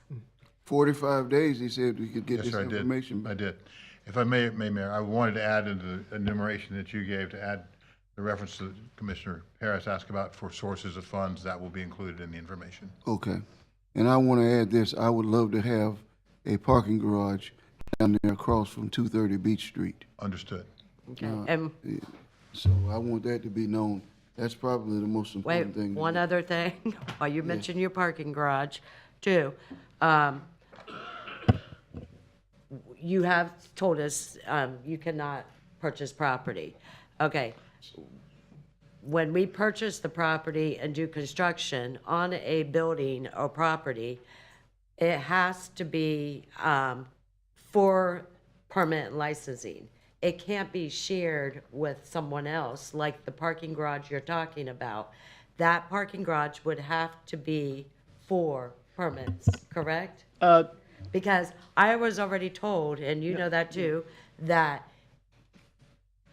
the construction, it's kind of still iffy if we bought the property and then construct, because really supposedly the language is like permit licensing downstairs, doing construction and renovation. That's what it actually, the bill, but we probably could. This is more like the question of, to what extent could, say, code enforcement staff be funded through permits and licensing? And the answer is, if you have a reasonable way to justify the extent to which they're involved in building code issues, you can pay their funds. And the same thing would apply to a garage. And the mixture of other fund sources which have been Right. referenced by the commission. Exactly, exactly. I did have a question or two for Commissioner Cantu. Based off of hearing your comments, you're stating that we can't buy property, nor can we renovate property. What options are you recommending since we cannot buy property? We can't purchase, we can purchase property. But we can't purchase the But not out of building. the excess funds. No, but But so if we can't utilize $4 to $8 million to purchase property or to renovate, or to buy a building or renovate or purchase property, how do you, what suggestions do you have for us to respond to the JLAC letter and not give the money back to developers? Because if that's the case. And it's not only giving money back to developers. We could be sued. I mean, we still can be, anybody can be Yeah, sued anybody can, anytime. and we get sued. I mean, but if we spend that money wrong, But we could have, it states in there. But I'm that agreeing we with you. have. Okay. That's what I said. Right now, I'm Okay. agreeing with you for the conversation piece. What would Okay. you tell? Let's act like this is permanent licensing, this right here. We can use that money to do construction, renovate, whatever. This is But we- our office. But. But it has to be a city But building. what we're saying is buying the property with impact fees. Not and with doing- impact fees. I'm saying if we And doing can't, construction. with just P&L funds, the With $11 P&L million, funds, okay.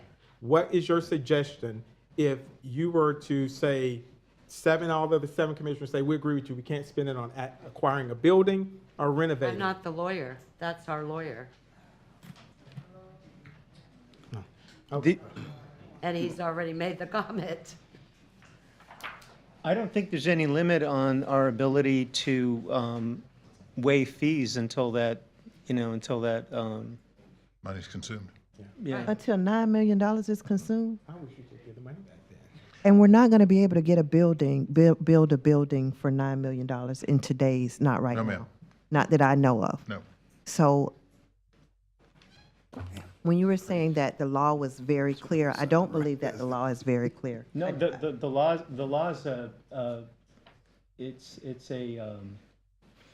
it's a zebra, right? Yeah. It's a horse that's been mismatched and connected wrong over time. And so it creates issues, yeah. Yeah, it very well does create And it does issues. not say you can purchase. It very well. But it also does not say that you You can't. can't, right. It would say the municipality should not or must not purchase a building. It does not say that either. It I'm al- says what you can do. It does not say what you can't do, though. And that's my point. And my point is that even with $9 million, we know you can't erect a building, build a building with $9 million. So I think that they're saying that it's up to our attorney to interpret it the way he knows how to interpret it, the way he feels is best. We're always going to have that, the chance of being sued. You walk down the street, you get a chance of being sued. I mean, does that mean that we're just going to give $9 million back in permits? Because that's, at this point, that's what I'm thinking. It kind of sounds like just give $9 million back, because other than that, there are no other real solutions. There's no building that's good enough. We haven't found a building that's good enough. And if it is, it's too high. It's got this problem. It's got that issue. It's got this. I just don't see, from what you're saying, any viable solution. I just cannot, I'm sitting here in my head trying to come up with a viable solution here, and there are none. And so, I get that it's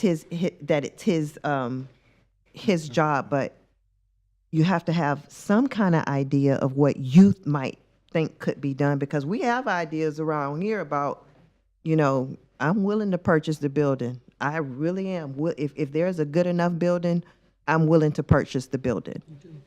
I might be by myself on that. But one thing about me, and y'all know about me, I'm going to stand where I stand. When I say what I say, that's what I mean, and that's where I'm going to stand. And I'll always vote where I stand. So I'm telling you where I would stand, and that is I'm okay with purchasing a building. If there is a nice enough one out there, it may be a little higher, but that's the market right now. I understand that. I'm okay with purchasing a building. That's just me having my say here. Mr. Mayor, if I may. Yes, ma'am. I like everything that you've asked them to bring back to us for consideration. We're not making any decisions on buying or building or anything tonight. Just bring back information for us to make that next decision. I think that's the route we should take Okay. on all three. Mhm. Per the We have a motion. motion on the table. Do we have other questions? No questions? Okay. I don't have to take public comment? What is it? Yes. I'm giving direction. Yeah, we haven't made a Yes, decision. I'm not making a, yeah, that's right. I just want to make sure. But if we're making a motion, don't we have to let the public speak about it? I think you don't need to let the public speak if it's a non-final motion for administrative action, but you could let. We're all right. Got a motion, we got a second. All those in favor, let it be noted by saying aye. Aye. Aye. Those opposed, same sign. Motion carries 7-0. Thank you, Mayor and Bathroom Commissioner. break. Thank you. Well, what else we got to do? Yeah, all right, we'll just keep going. Good job. I got to get to Cookman by midnight tonight. They're doing something up there. My wife want me to come at 12 o'clock, laying the wreath. Our finance. You know, I don't usually go up there fooling with them people.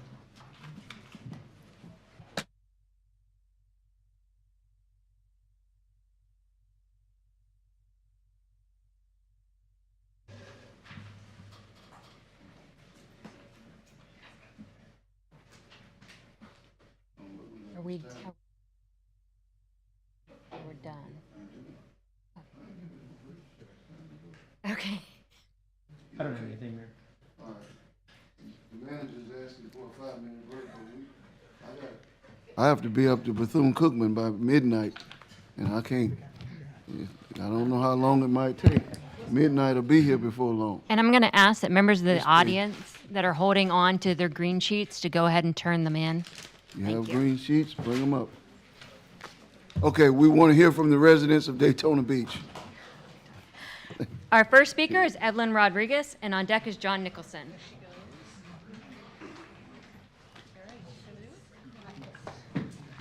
Okay, I was falling asleep, so I hope I can do this in 3 minutes. Evelyn Rodriguez, Molly Road, Daytona Beach.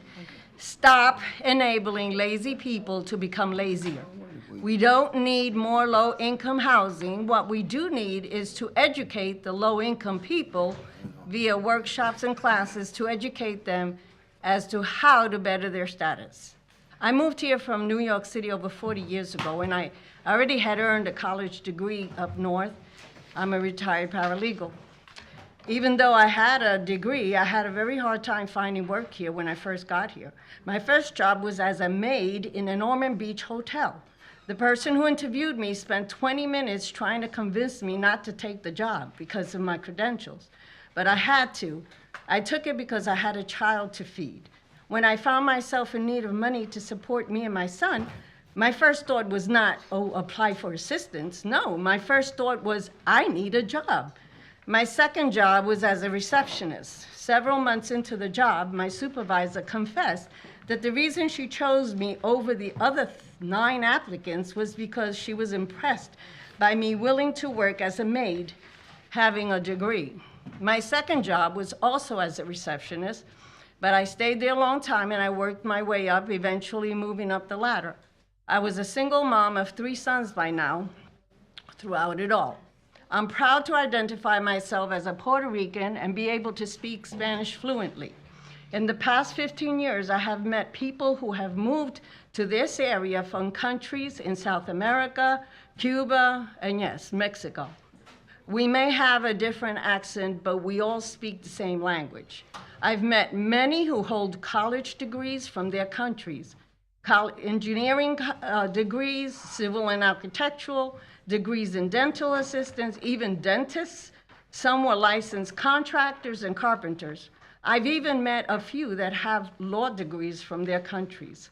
Employers here don't recognize those degrees, and those same professionals are here in Daytona working as servers, maids, day laborers, assistants to roofers. These people are proud that they can work and earn a living for their families. They are not lazy. They know the value of working and earning a living because in their country, there are no handouts for lazy people. If you don't believe me, I'd be glad to bring some of them. I'm sure they'll share their troubles with you. There's no reason why low-income people here cannot better themselves and their status.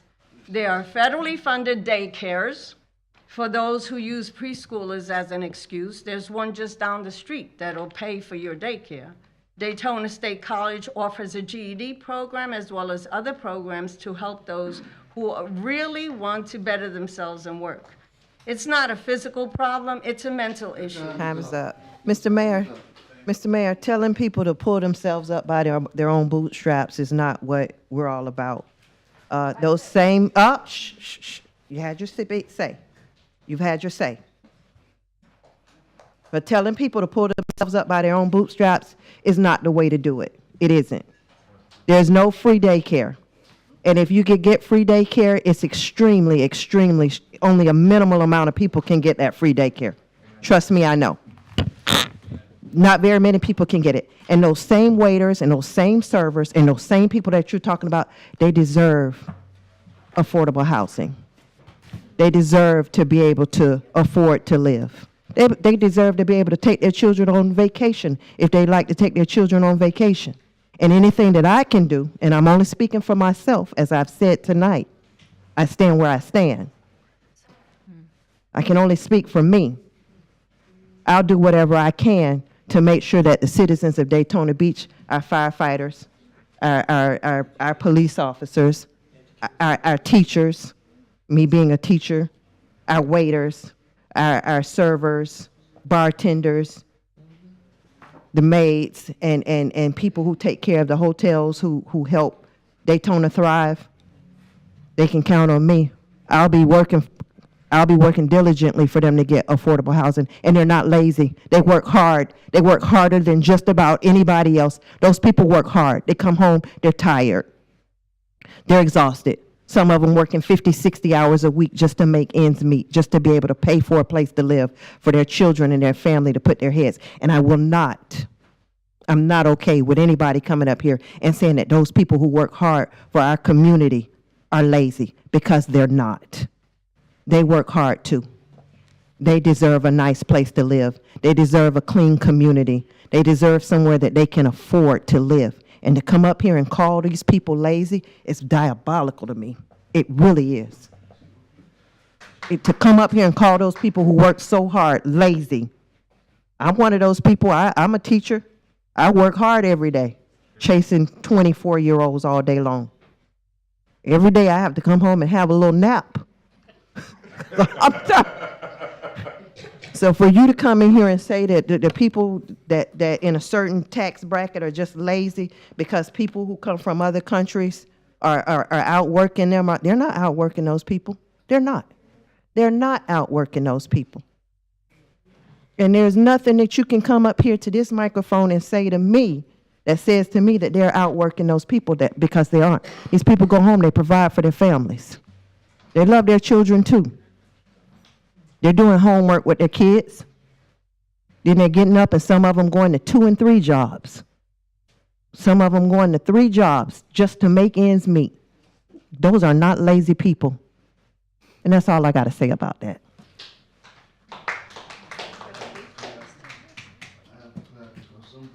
Some things are said sometimes that make you not want to be civil.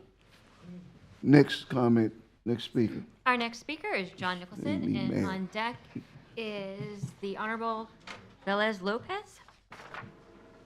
He's gone. And then on deck is Thomas Coughlin. John Nicholson, 413 North Granbury Avenue. Ms. Samaglia, you have my green sheet. What's the topics that I'm going to speak on it? Anything. What? The 3 topics. City Commission behavior. That's it. Thank you very much. All right. Paula, does that ring a bell? Commission behavior. My first topic. All right. I wanted to talk to the city manager before the meeting because, like the letter said, I'm also upset. All right. And I understand everything's been hit one person. She's not the only one. For me personally, there's 3 people on the commission who have misbehaved. All right. If we look at it in reality, okay, It's just, I don't know if it's the way she was brought up or whatever, but in the first month that she was here, and I spoke to the people that I'm going to name, Juanita May, in the previous, before the election, her big thing was dorm living. She was worried about dorm living, and she brought it up over and over again. The first thing Ms. Cantu came in and said, ADUs, bring in an ADU. And so Ms. May said, well, I'm worried about, and she dismissed her and kind of slapped her down. And there's a saying in crude language, but the nice one is it's a cat fight between two females. That's what I thought of. So I went to Miss May and I asked her, did you feel that? And she said, yes. Then about a month later, Ken got sacked. Okay? A zinger right at Ken. And so I went to Ken. I said, by any chance, did you feel this? And he said, yes. All right? So I asked Mr. Fiecher. I said, did you feel that she was being rude to you? Yes. Now, she'd been rude to me on a number of occasions, starting with the very first day she was here. I don't know if you guys noticed it, but she has been. But she's also hit several people in the community. She doesn't realize that she's being rude. She really doesn't. I don't think Paula believes that she's being rude to me. We had a discussion years ago about the Sunshine Law, all right? And you've heard her say, oh, secret meetings. That's rude. To bring that up, stabbing somebody in the back over and over again when they can't defend themselves, in my way I was brought up, is rude, all right? So we don't always understand when we're being disrespectful to somebody else. And she is a hard worker. And I don't know if you've ever remember Tracy Remark. She had reams of paper, all right? But the way she presented it sometimes was not the best. So I think we're in that position right now. And lastly, Paul McKittrick, who worked for the city for years, passed away on the 20th. Thank you. Thank you. I appreciate that. Mr. Mayor, real quick, I just want to say that it is Breast Cancer Month, Breast Cancer Awareness Month, and you can get free breast exams at the health department. Yes, sir. Our next speaker is Thomas Coffrey, and on deck is... Tom Russell? No, it's not. It's not. Oh, I'm sorry. Is there a Thomas? Oh, I'm thinking. Okay. I'm sorry. Hey, everybody. Tom Caffrey, 816 Main Street, world's most famous brewery, and here on behalf of the Main Street Merchant Association. Thank you for hearing me. Appreciate staff and commission being here and hearing me speak. So we had an event August 31st, the Endless Summer Bash. We had a well-attended event. We had about 8 food trucks on the street, about 15 retail vendors, and the fireworks in conjunction with the Friends of the Bandshell. The event looked like through geofencing, we had about 3,500 people on and off the street that night. So we feel it was a pretty good success. We had great sponsorship, great activity on it, and all of the vendors that were retail vendors want to come back, as well as the food truck vendors when we do additional events. We plan on having another one. We have a meeting tomorrow at 1 o'clock downstairs. November 30th, we have an active name of a holiday festival. We really don't know what we're going to call it as of right now, but that's Turkey Rod Run. So that'll be Saturday. Excited about that. And in conjunction with that, we've also had some fun stuff happen on the street. Urban Ash is now open, and you should stop in. They've done a really good job of renovating the place and kind of getting it up to snuff. 35 Bistro is doing real great over there. We've had a sale on the street. 504 Main Street just sold. And I don't know why I always get so nervous up here. With that being said, we're also, this weekend, I think it was mentioned, the Celebrate Volusia is going to be at the Ocean Center right next door. That goes from 2 to 5:30. It's free for all attendees. And then October 26th, this month, we have a Halloween pub crawl. It's called Nightmare on Main Street. This is our 3rd year for it. It's going to go from 4 to 10. And lastly, we used to do uplighting for 2 years on the streets. We worked with Teresa on it, and Juanita May, when she was our commissioner, helped get that accomplished. I'd love to see that again for Christmas time. It'd be great. We did kind of a conjunction with the tree lighting at the Ocean Center. It was very similar. It's a really neat thing. Would love to see if the commission could do that. The street is really, really pushing and trying to do better every day. We've got new businesses there.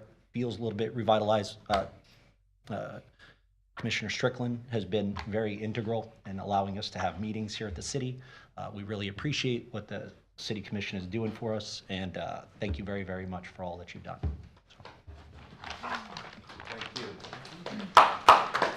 Our next speaker, first name is Can I say Teresa. I something? can't read the last name. I want to also say thank you to Tom. In November, we're going to have the Vietnam Traveling Wall coming, and it's going to be at the Espelon for 3 days during the art festival, and he's one of the sponsors. So, and actually, anytime I call him for help, he helps me get all the sponsors, and actually, it was all sponsors that paid for this that's coming. So, thank you. Please come to the microphone. And on deck is Virginia Bennett. Okay. Oh. Good evening. I am Teresa Tuminello, but most people call me Terry. Before I start, I want to tell you that all the people that were here in the yellow shirts are from the Faith Organization, and they were planning to be here before we realized that the Affordable Housing Trust Fund was on the agenda. So, I live at 249 Columbus Avenue on the beach side. I'm a member of Our Lady of Lourdes Catholic Church, and being a member of Faith, in the fall, I have house meetings. And so at my house meeting, I mostly listen, and what I heard are still a lot of stories about working people who are having a hard time finding affordable housing. And I'm talking about families with children, teachers sleeping on couches, kids still living with their parents because, you know, they're working 2 jobs trying to find and to get the money for a house, apartment to rent. These are not people looking for handouts, and that was in my notes before I heard anything else tonight. They are able to pay, but the supply of rental properties is very scarce and the costs are very high. The Affordable Housing Trust Fund will help to create housing that will benefit the working class of our community. If you are seeking to create economic development, start by creating affordable housing to sustain it. Last October, the Deputy City Manager presented next steps for affordable housing and linkage fees. The next step was to draft an ordinance and present it to the city in 2 months. That was last October. Commissioner Paris moved and Commissioner Reed seconded the motion to move forward and issue an RFP. There was a workshop to gather input, and the Deputy City Manager did that workshop. I was there, and only one person spoke out against the use of linkage fees. Everyone else present, people from many different community organizations, spoke in strong support of linkage fees. So I question why the RFP has not yet been created. New commercial development creates the need for affordable housing. Studies show that each new job can create between 2.5 and 4 additional low-income jobs to sustain this growth. Linkage fees will provide the resources to fill that affordable housing need. As more people move to the area and the demand for affordable housing typically increases, and these fees will help that demand. I've reviewed the Nexus study. I believe that the current study, paid for with taxpayer dollars, clearly demonstrates the link between development and the need for more affordable housing that this development creates. Please do not spend more taxpayer money for more study of this problem, but instead, let us move forward with action as soon as possible. Thank you, ma'am. Your time has expired. I just wanted to say in closing, thank you very much. Thank you. Appreciate you. Our next speaker is J.J. Royer. He's gone. Katina Mallory. And on deck is Camille Holder Brown.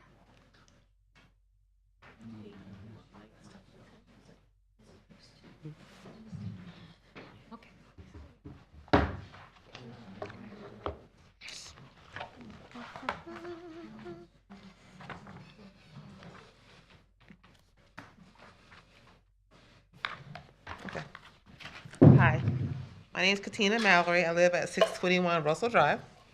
And I wanted to speak tonight in regards to my husband and I were displaced due to Hurricane Ian. And I just wanted to talk about the process that we've gone through since Hurricane Ian and how it's impacted us. Literally right now, we had flood insurance, and we were told that, well, we wanted to make sure that we were able to elevate our home because we flooded in 2009, and then we flooded again due to Hurricane Ian. In 2009, we did not have flood insurance because we had never flooded before. But in 2022, when Hurricane Ian came, of course, we did have flood insurance. Our thought process at that time was to make sure that we would make sure that we have elevated our home above the base floor elevation. And so we went through the process of trying to, after research and everything, to start doing, starting an ICC claim. Long process because there was not, I guess, anything reporting done from emergency management to the property appraiser's office, and having to obtain a substantial damage letter, and the process was very tedious. We also had to, next thing was we were told that we had to do, we could use Transform 386 to help us to elevate our home. We submitted all the documents to them, and they basically said that, long story short, after constantly calling them, was that they would only demolish our home and then elevate it. So here we are now. So we got away from that process of doing the trying to elevate it just to repair and restore it. We have gone through the permitting and licensing. We've been in that process since January of 23. So literally still out of our home. But my biggest issue is that we are being told to add more and more documents every time we go down to the permitting and office, license office. We're asked to submit substantial damage documents now, and also about the marketing value of the house. And it's like every time we are ready to get a permit, we're being told we have to submit something else. And basically I was told when I went to, and I'm not trying to complain, it's been a rough night just sitting here, told in the permitting office by Weisenbaker that literally people are obtaining the flood insurance monies and not using them to repair their homes. And that was insulting to me, because literally I'm a hardworking nurse. I've been an ICU nurse for 23 years. My husband's professional as well. And to be told that I'm going to take the funds from the insurance and not repair my home is like really crazy to me. And it was very impeding my character, as well as not having, not getting assistance. So I just wanted to make sure I shared that tonight. Thank you. Thank you. Okay, so Katina Mallory wasn't here. Our next speaker is. Katina Mallory. Oh, I'm sorry. I'm sorry. The Camille Holden Brown isn't here. Mrs. Denise Cato. And on deck is Thomas Russell.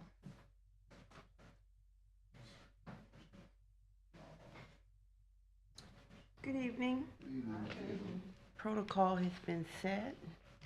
I'm here this evening on behalf of the Superior Rated Mainland High School Band, who has been invited to perform at the Sugar Bowl in Louisiana.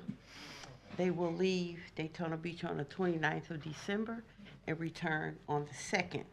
They have a full itinerary of marching in the parade, attending the game, Battle of the Bands, playing at Jackson Square, and they've been invited to an award banquet. I guess when all the bands perform, they award them.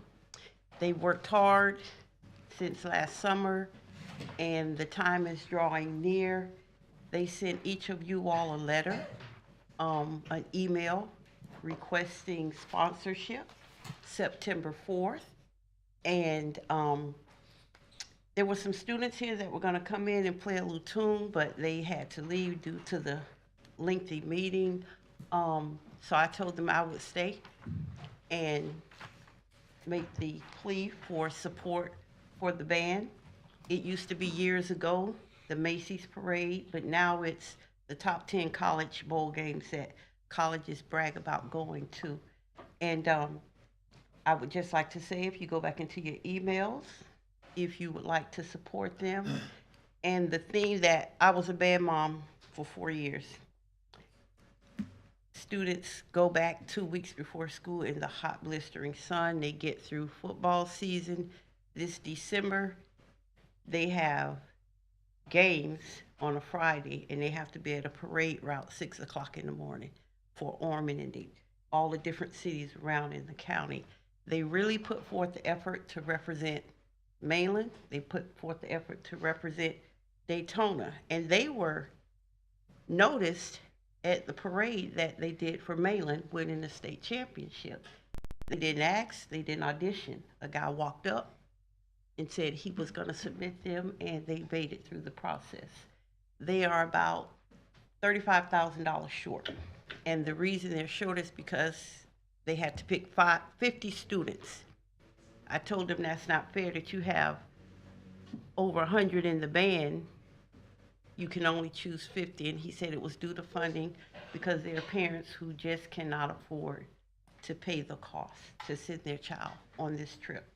So if you go back into September 4th and see the email, it gives you direction where to send the funds to if you wish to support the superior rated Mainland High School marching band, class of '82. And then something, I haven't determined how, but I got something. And I've sponsored 2 students. Ma'am? I said, and I've sponsored 2 students. Our next speaker is Thomas Russell, and on deck is William Biddar.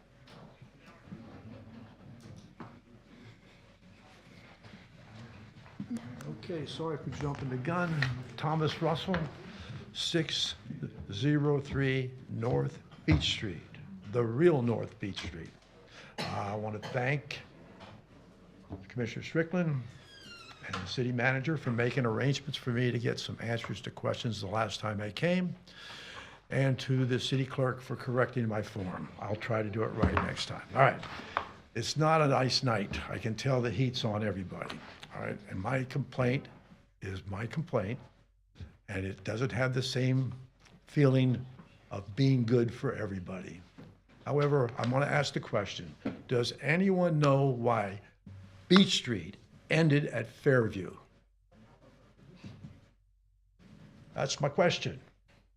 And it ended there because it couldn't go any further.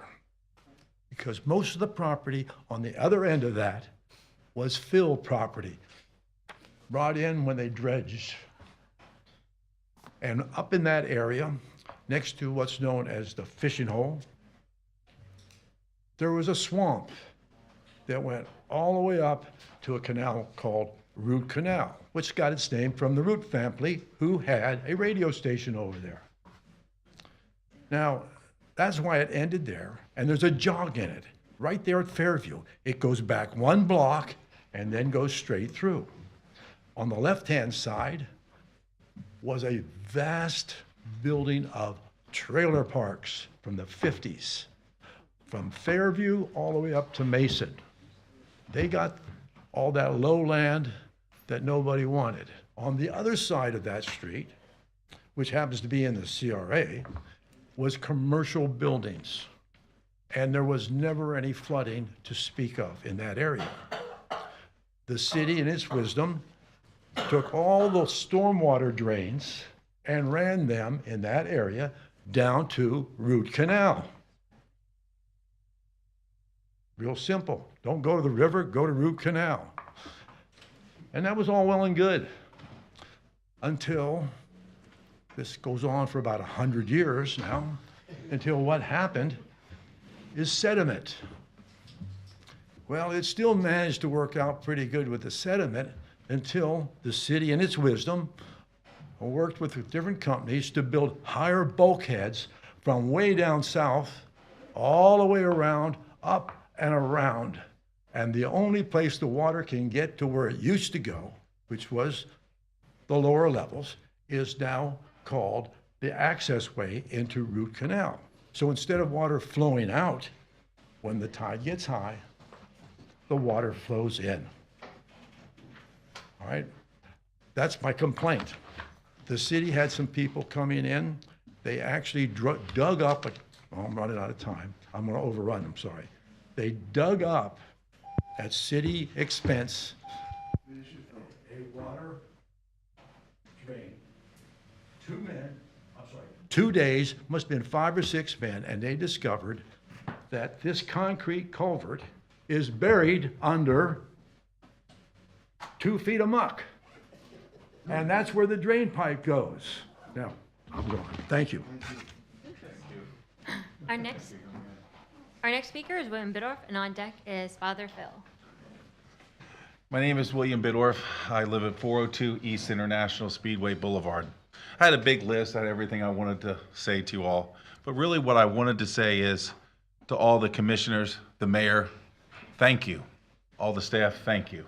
Because your dedication, a lot of us don't realize the late nights. I know I see you, most of you commissioners, I've seen you all out, especially Paula, Ken, Juanita, Monica, everybody pretty much, Stacy. You all are going to all these different events, trying to help us with our problems, and we nag and we complain. I'm sure I've been a pain in the ass up here before. Well, I wanted to say, in the past 25 years, in my personal opinion, this is the best city staff that we've had, and I'm very pleased with them. I wanted to say thank you, the city manager, for giving me and my family hope for something positive. I want to thank, of course, the mayor. You've put up with me for a while, and Ken's put up with me multiple times, and you too, Paula. Sorry. Really, I had to come up here as a respect because I know all the stuff you got, and it's very frustrating. Years ago, I had a property at 326 South Grandview. Half my property, the zoning got changed. I couldn't operate it for 5 years. He came in as city manager, said something to him, and he fixed the problem. And I greatly appreciate him. I'm very emotional because he's probably the best city manager that I've dealt with in my history being here, and I've been here since 1987. And thank you. Thank you, Mr. Pietro. Our next speaker is Father Phil. I'm losing my voice. And on deck is Ann Ruby. Thank all of you, and I am Father Phil. I live at 304 Cornell Drive, and I get nervous up here too, so don't think it's just you. I'm a member of the pastor of Our Lady of Lourdes, and I had over 100 people here, so I had to stay till the end, so I apologize it's so late. I'm a longtime member of the Faith Organization, and we have come so far with affordable housing and homeless shelter with the support of Daytona Beach City Commissioners and Mayor Henry. And I too am extremely grateful for all of you, and thank you for sharing my homily about gratitude. I know that being in a position of power is not an easy job. You might be thinking, oh geez, here comes Faith and here comes Father Phil again. But I'm here tonight to tell you why we are here again. I'm asking for an affordable housing trust fund. Every year, as Terry shared, our faith leaders meet with house meetings and over 30 congregations with listening to over 500 people. And we've been doing that since 2019, and we keep coming up with the same issue of affordable housing. An affordable housing trust fund, which seems to be one of the many solutions. The stories that are uncovered will break your heart. This year, one new member spoke about having to live with his parents at age 40, even though he has a job and gets money from the VA to go toward housing. Our beloved First Step Shelter could help so many more people if there was more affordable housing for them to graduate into. I know many of you, and I know your hearts are always in the right place, and you wouldn't be serving our city as wonderfully as you do, which I appreciate. At the same time, we can and we must do better.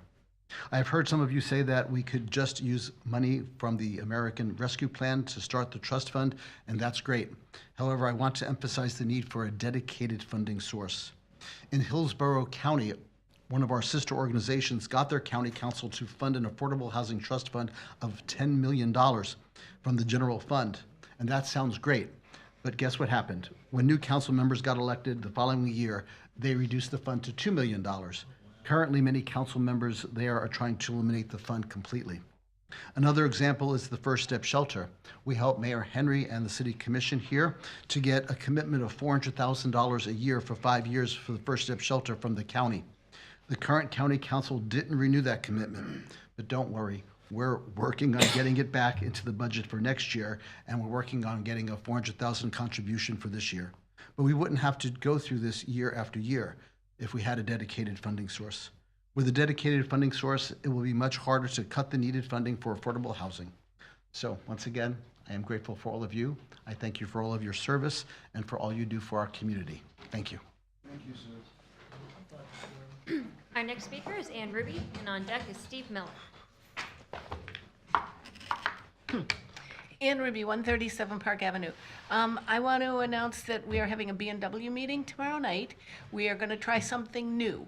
We're going to have County Council Chair Jeff Brower and his opponent, Randy Dye, come together and not do a Q&A, but have a conversation. And hopefully we're going to have them have a conversation on revitalizing Main Street, how the health of the beach, and development and flooding. Because so many times when you have a Q&A, they don't answer the question that was asked, and it's just a waste of time. So we're going to try something new. I hope it works, but everybody's invited. You don't have to live on the beach side. Don't you think you should ask them about First Step Shelter? Well, I could try that. All right, thank you. And thought that wasn't on the list, but I can. Thank you, I appreciate that. I'll write it down. Good point. Okay. I want to thank city staff. I always have a lot of suggestions. I come up to people after meetings. I go to a lot of these meetings, and I always have suggestions from Mr. Fiecher, all the way down to what color you use to print the comment forms on, the paper, printing out. I can't stand PowerPoint presentations where you print out the black background. Makes me nuts. So I have suggestions, a lot of bossy suggestions. But I have always found staff to be amazing and responsive. And here's the adjectives I have: responsive, dedicated, thoughtful, and professional. We have a great staff here at City Hall. We really do. But mostly, I have been impressed with their extraordinary grace under pressure, both in these chambers and in answering my calls. So thank you very much to staff. You guys are awesome. Our next speaker is Steve Miller, and on deck is Emily Knights. Steve Miller, 383 Walnut Street, Daytona Beach.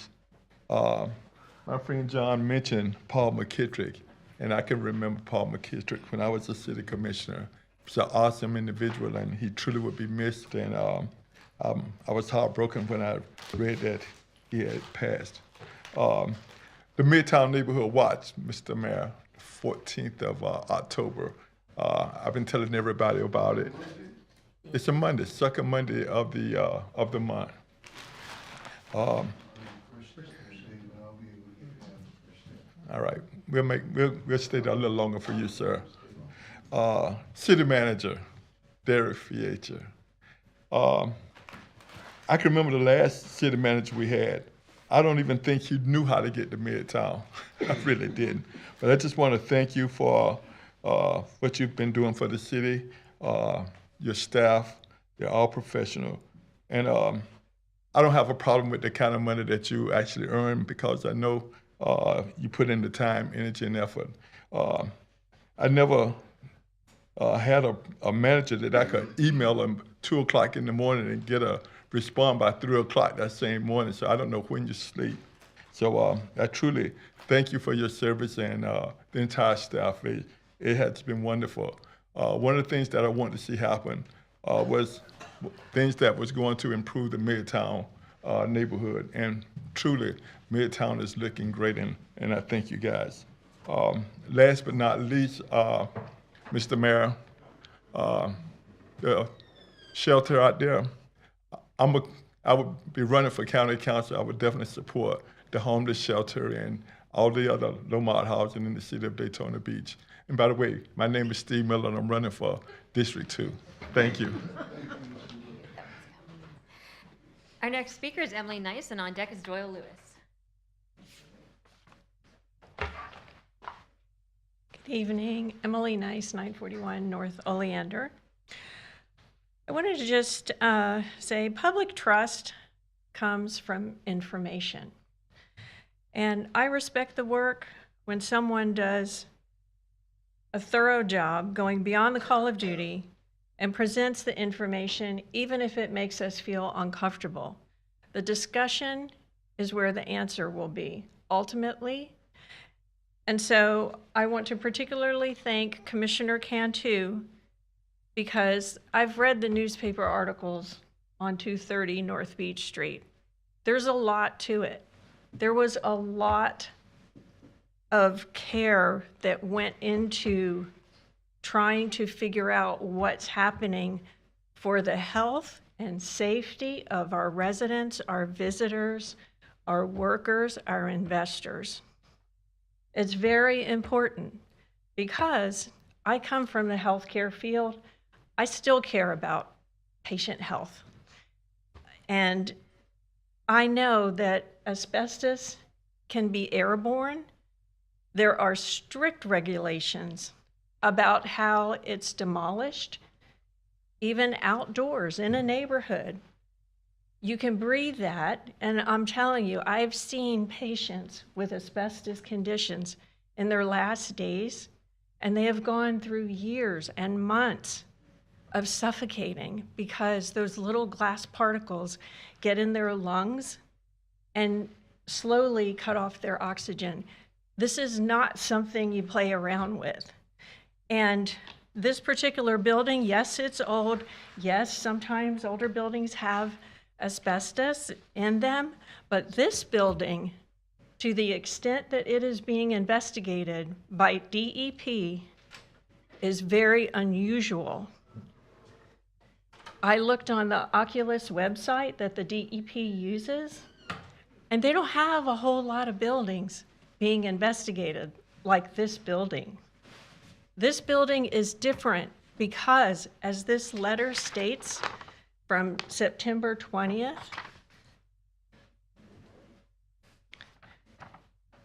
the asbestos was removed in such a way to render all the identified material as regulated asbestos-containing material.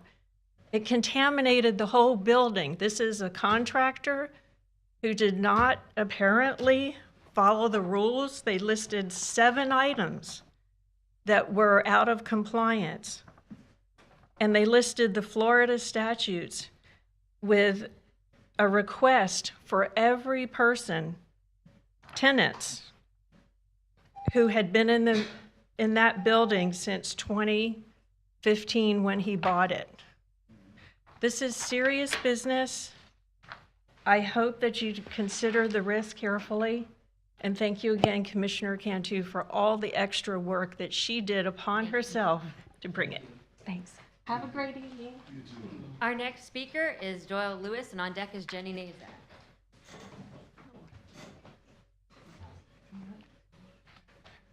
Good evening again.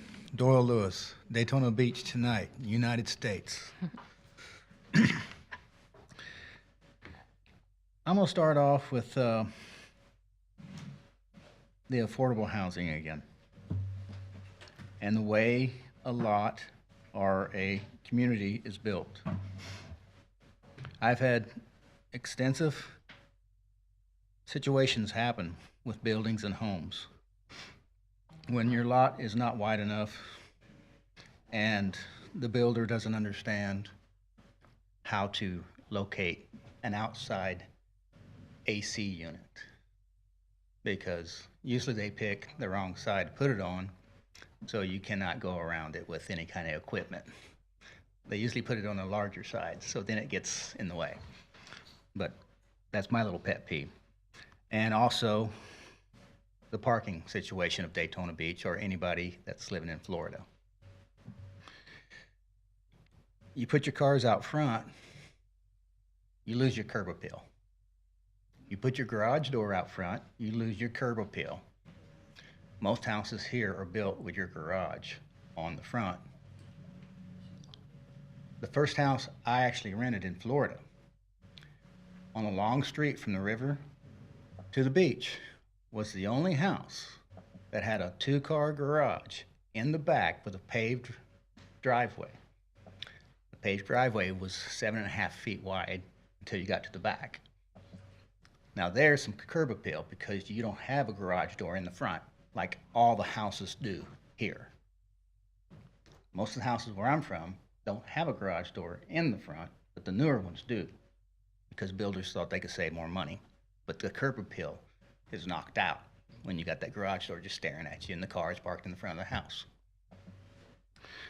So when you do affordable housing, think about allowing somebody to have a side garage or an angled garage. So you have that curb appeal that all these realtors think they understand, a builder and an engineering house builder like me. Because think about that. That's how I'm strong on this. Then you have, on top of that, the working class. Are they going to ride the bus? Are they going to ride the bicycle? Are they going to use Uber? Probably not Uber, but some of them do. Doing 2 jobs. Uber costs a lot of money. I prefer the bus lately. So when you have a builder trying to figure out affordable housing, that will affect absolutely every resale house. Right there. And I still didn't even get to the 3 pieces of land you're looking at. But I'll talk about that next time. Thank you very much. And our next speaker is Jenny Nazak.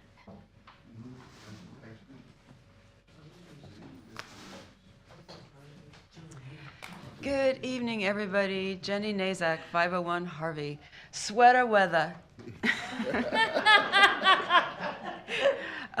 So I think that when people work together the way all of you guys do, and I have the utmost respect for each and every one of you up there and on the staff, truly, especially the public works guys who endure my constant torture about, you know, palm trees and native plants. Thank you, public works guys. Thank you all. But a workshop about civility and communication, I think it sounds really awesome. I actually regularly myself take, you know, repeat workshops to keep myself centered and clean up my rough edges, and it's not a terrible thing for humans to study. And it would just be one more way that you all show your care for each other and for our whole community. So yeah, it doesn't sound like a bad thing at all. Affordable housing. Thank you for your support of affordable housing. I know that we're going to be able to do this. The structure of the economy in the United States has just gotten very skewed in many ways, and it has made the housing situation very difficult and the cost of life very difficult. Another component of affordable housing is if a person doesn't have to have a car to be able to get their needs met.